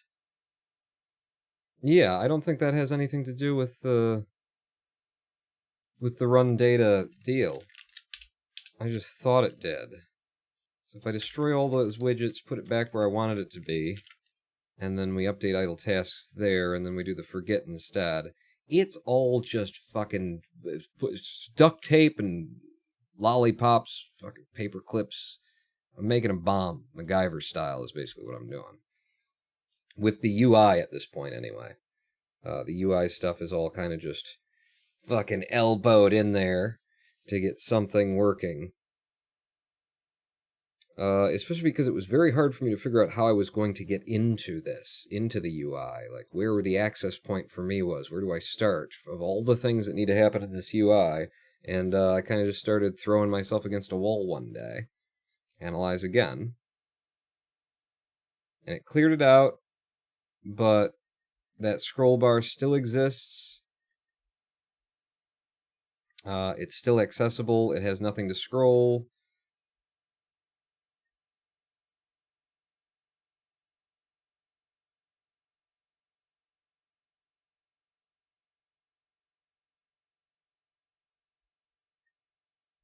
Yeah, fuck it. We're just gonna ship it with that. It's a little nothing bug that I can fix on when I care about it. As long as when I click it again and it runs it again, we just end up with the same problem. It still puts it in that space. It doesn't keep getting smaller and smaller and smaller, which it shouldn't because the scroll bar is still here. I think the difference is that there's this frame that used to contain all of this stuff. And then I deleted all this stuff, but the frame's height and width did not collapse in on itself down to zeros. And if it did collapse in on itself down to zeros, then it would get rid of the scroll bar. Boy, this actually, 'cause I have a question now, which is that if I were to process a different video that had a different number of splits in it. Aha, let's do this. Let's just cut out one of the splits, or two of the splits, and then reanalyze it. Is the scroll bar going to do the things that it should do in resizing and everything? Regardless, I think I'm going to call it on this for today because, you know, like I said, scroll bars are a fucking son of a bitch to deal with. I don't want to get into trying to debug my year-old GUIable library today to make the scroll bar work.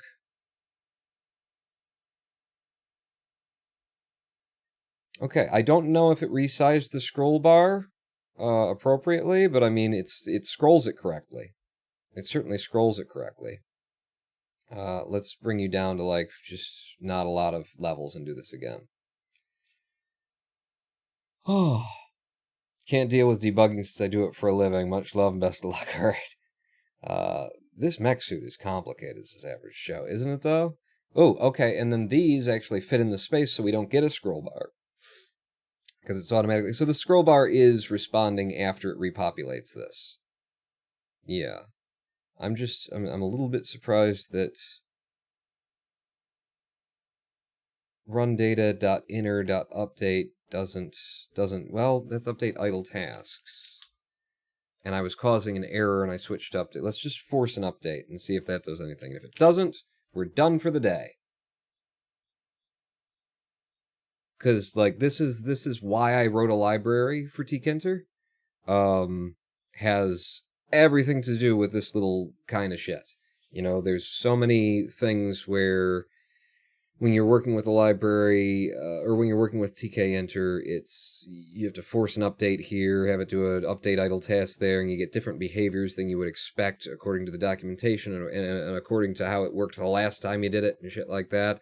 And it gets really fucking weird. So I wrote a library that kind of gives you space from all of that, takes you away from having to do all of that. And the place where I didn't quite make it work was scroll bars, because it's a lot. It's a fucking lot. You imagine, like, think about what a scroll bar is. You've got an empty space into which a scroll bar either can or cannot exist. So we have to determine whether or not we need to have a scroll bar if we're going to do this automatically. Once we determine whether it should or shouldn't exist, then it has to measure the frame that it's in versus the amount of content that spills out of the frame and decide how much of the bar, the draggable handle, is going to be draggable handle. And doing that did not help it, having it be an update. So it has to determine its own, you know, the width of the handle that you can drag based on that. It has to then slide things relative to how far you drag them down. It has to have a minimum size of the handle so that it can't be like, well, I need the handle to be 1 pixel large because... So there's a minimum size of the handle that has to happen. There's linkages between a panel that contains, like a frame that contains the things that's within it, and then when the frame updates, if the frame changes, the size of the frame changes, then the scroll bar needs to update as well, because the frame's different, which means it's a different size, so the scroll bar needs to resize. And then we're not even talking about the idea of being able to resize the window that contains the scroll bar. So the scroll bar area itself could get bigger and smaller, and then the scroll bar would have to respond to the fact that the window size changed to the size of its large frame got big then. But there's so many fucking angles on making a scroll bar just fucking work. You can click on it, drag it, click it like that, and then did I make page up and page? I'd never even put in the fucking key bindings for page up and page down. Or up and down. There's so many fucking angles just on a fucking scrollable area. It's crazy. But this is fine for now and for today. It tracks the running time, both RTA and IGT. RTA, IGT, RTA, IGT as you're going through, and it tells you the individual levels, RTA, IGT, and amount of time wasted in between levels. So on this run, Wolfie is 0.3 of a second, then 0.4 of a second, then 0.7 of a second, then 0.3 of a second, 0.6 of a second. I would be interested to run a Snakeathon run through here because Snake is incredibly good at the fucking next level clicks, and I'm curious to know how much time waste he's got between levels in trying to get the mouse from the center of the screen down to the next level button. Like...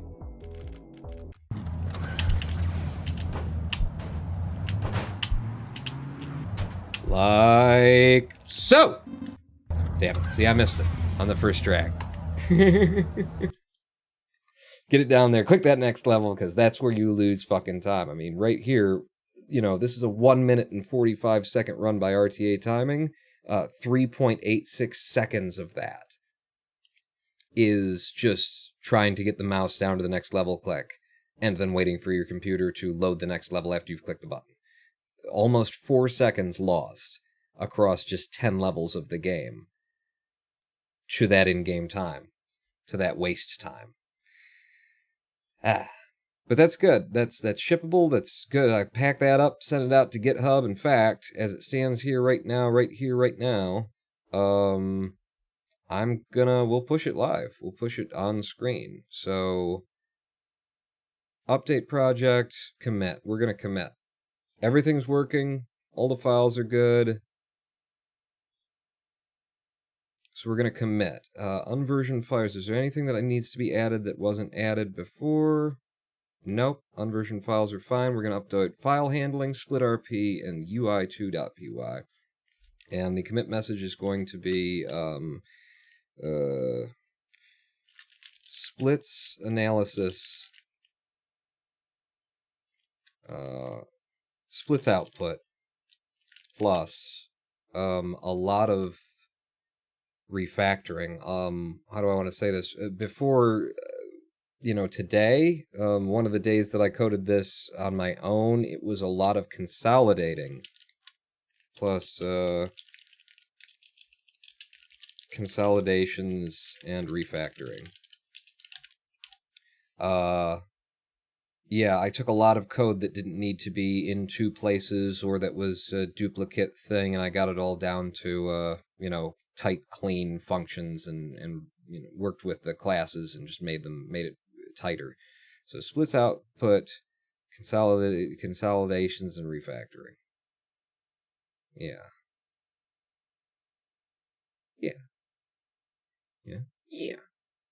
All right.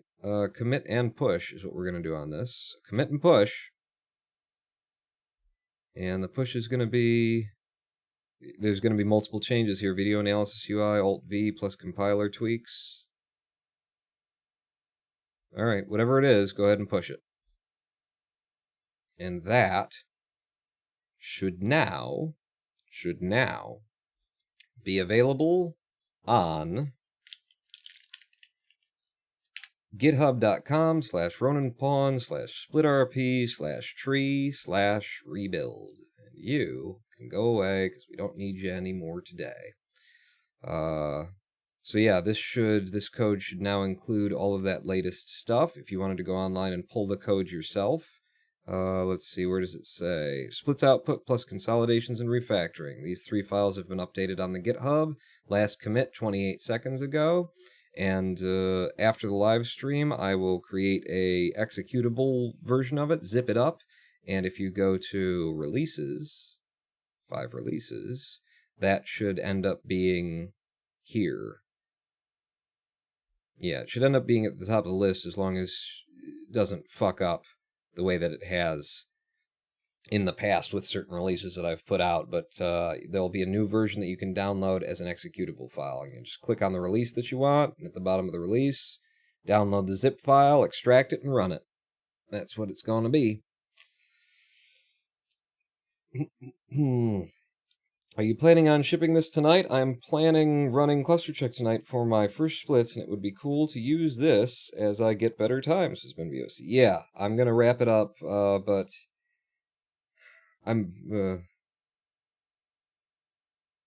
we could do it together. I just, every time that I go to do this, I have to fucking remember how it's done. So, in Terminal, first off, I always have to remind myself what the fucking library name is. So if I go to Settings, it is PyInstaller. Yeah, PyInstaller is what I'm using. So what I would want to do, and let's pull open my... Can I click here and then right-click open in? No? So here, pull you open. Show in Explorer. So here's where the files are. Under dist, I've got all of these built 0.4.8, which is the latest build, right? 0.4.8-alpha? I haven't pushed another one since I released the alpha. Okay, fair enough. 0.4.8, which should be representative of what's under here. This should all be 0.4.8. Yeah. So what I'm going to do is I'm going to tell this to PyInstaller splitrp.py. And I don't remember if there's any, like, extra shit that I have to do, or if there's things that I usually do, little, like, modifiers, /p or something like that. I think it might just work just doing this. Maybe it's as simple as this. This is why I always have to figure it out. It used to be really fucking complicated, and this might actually just work well enough. So let's see. Okay, splitrp.py not found. Ah, well, you're in the dist category. I don't want you there. I want you here. And then we do PyInstaller splitrp.py. Okay.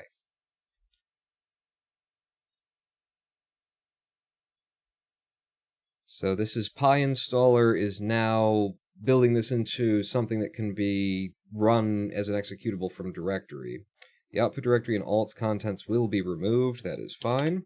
It won't remove all of my zip files that I've got of all the other versions. And it completed successfully. So now, if we go over to dist, and we go to splitrp, this has all just been written here. Basically what it's doing is packing into the splitrp.exe, it's packing Python.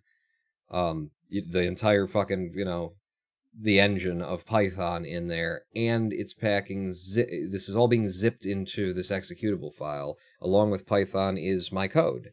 And so then, it packs it into the executable file. When you run the executable, it unzips itself, and then it shoves my code into the compiler that's just unzipped into temporary space.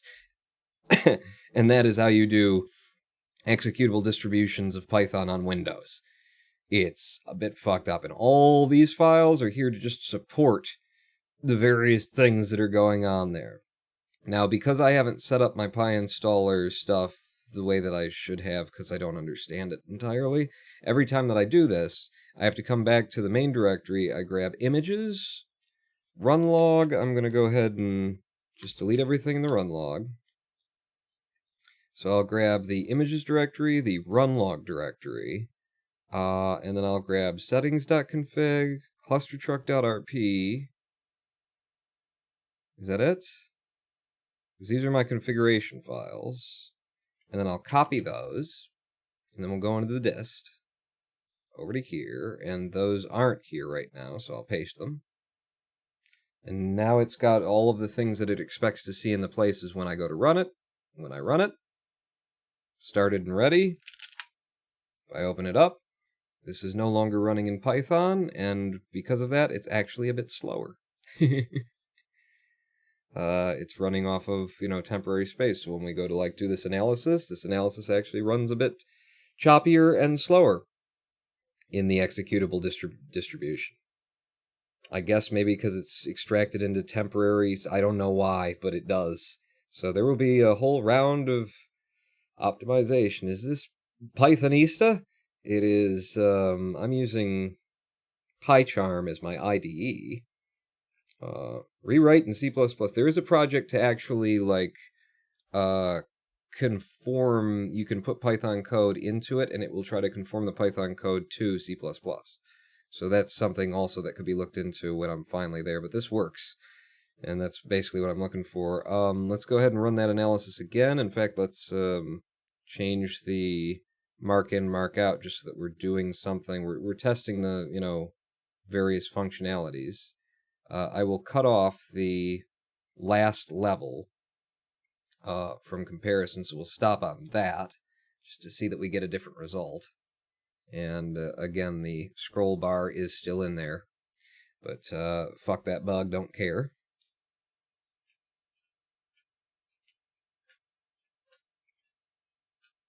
And in the background, you know, this is on your computer. This is what it'll look like. It will have the console window open and this, and it won't, you know, in the end version, it'll just be a user interface. But this is helpful to have all of this information, especially during development, that is being outputted by it. And that gave us 9, not 10, because I stopped it at the 9th one using the in between, so that confirms that's working. The totals and numbers and times look, you know, plausible. They're also replicated down here, and here's the run log of all the events, not just the splits that it found, and then here are the actions as it was finding it being printed out. That's what we want. So the last thing that could be checked is if I did open live split one more time, and then started up the server, and then started the SplitRP executable. This one's not running, right? You're not running. It's just the executable. So we'll leave this open in the background, whilst I run cluster truck. Again, and we expect to see the timer start all on its own, and it did.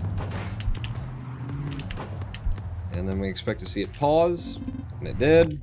We expect to see it unpause when I go back into the level, and it did. Son of a bitch! Ah. I want, like, one more split off of this. Just so that we get, like, you know, result I expect to see in the window. Okay. Now I'll reset. I'll leave the window. And over here, we've got in our console the run log of all the events it saw. When it saw the menu, it did nothing. When we entered into the game, it started. It did pause, split, unpause, pause, split. And the 2 splits that we got were 6.981. It's pretty quick. For not, you know, just in... And then this one took 19.236 seconds, 17.4 by IGT. And totaling them up for us and telling us that we dropped 14 frames while we were doing it. It's good. Did you code cluster truck? Maybe. But no, I had nothing to do with that. Don't blame me for that shit. The bugs in there are not my fault. The bugs in this, that's you talking. That's the right guy. You found him. But yeah, that works. Everything's working. So that is now a shippable version of SplitRP, and it's as simple as selecting everything, and we'll do it in 7-zip. We'll add to archive, and I'll rename it when it's done.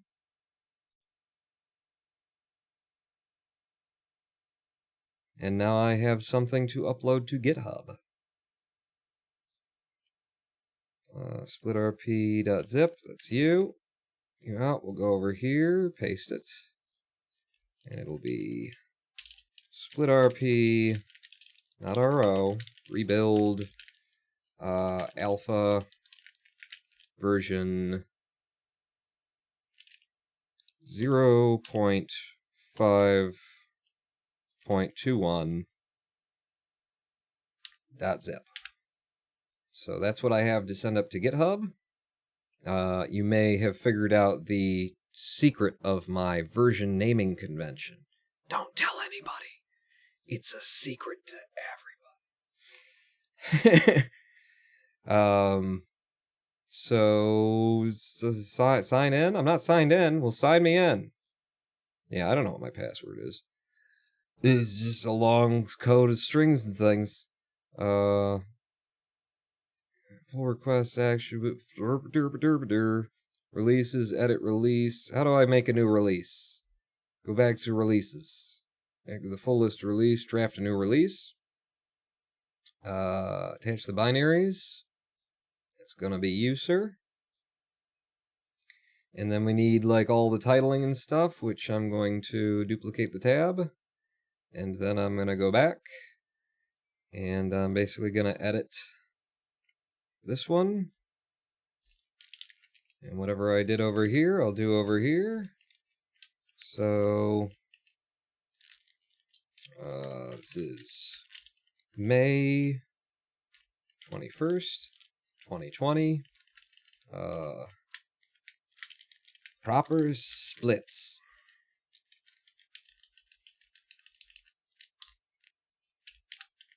So new features is both in console and in video analysis UI. Splits data. Splits specific times. Split times. Say split times. Split times are generated and presented in the form of RTA, IGT, waste, including running tallies of those times.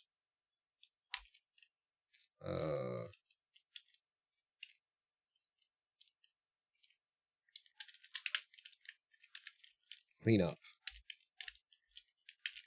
This marks my first effort to tidy up my code, refactor things, refactor functions and classes that were redundant, and generally not have to cringe when I look at my class structures.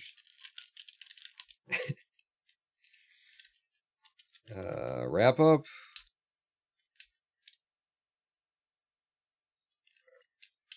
Structures.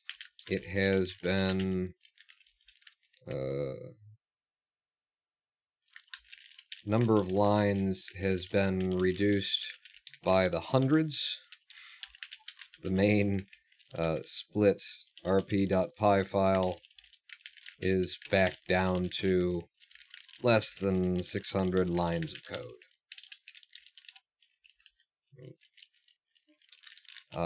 This should make run moderation and video analysis a lot easier. And for live running, provide a backup output of the timings sent to live split during the run. And what does that look like?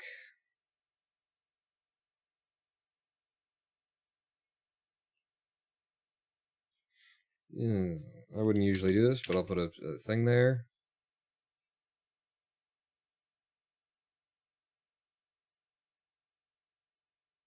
How about we just do changes? Changes, and then and like that. Yeah. Good. And then the release title, what do we do before? The first UI video moderation tool. Tag version needs to be whatever I said it was. It's, in fact, what is it over here? Dash alpha. So v0.5.21 dash alpha. Does that seem about right? Yep. Release title, let's see.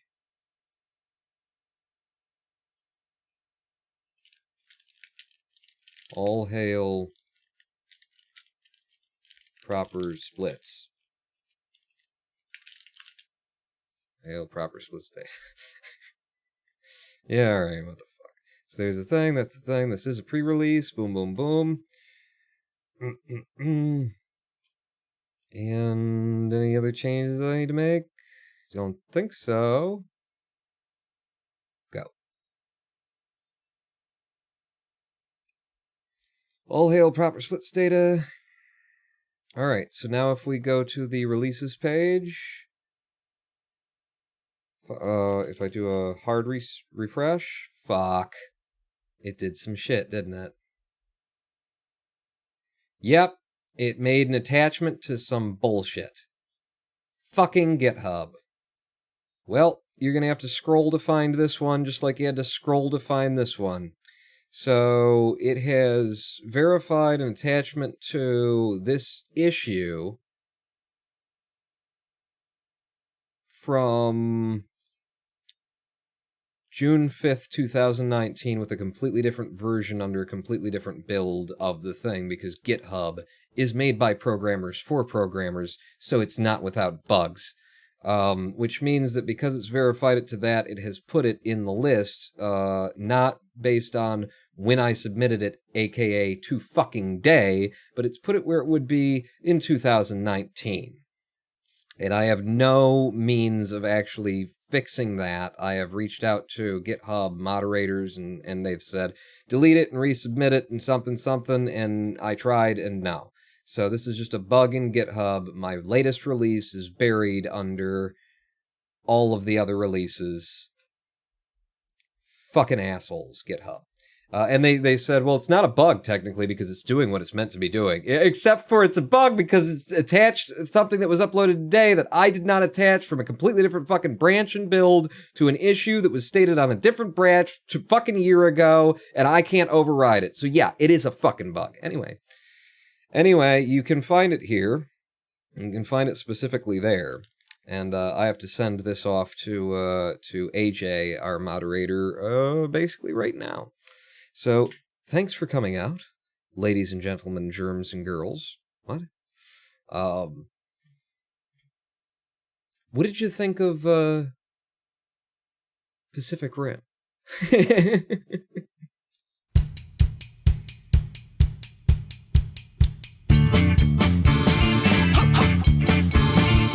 I am the Ronin Ball. We'll be back. We won't be programming the next time that we're back. We'll be back. I would do some City Skylines, and we'll jump back into speedrunning Cluster Truck, probably. And now I think it's more likely that we could actually find ourselves, running KSP at some point in the future, playing KSP. But it'll either be City Skylines next, or back to Cluster Truck to try and run for that sub-20-minute time that we know we can get. Thanks for coming out, everybody. I will see you the next time that I see you, which I'll try and make it tomorrow, but it could be the day after. Just keep your eye out, because you never know with me. Have a good night, everybody. On out.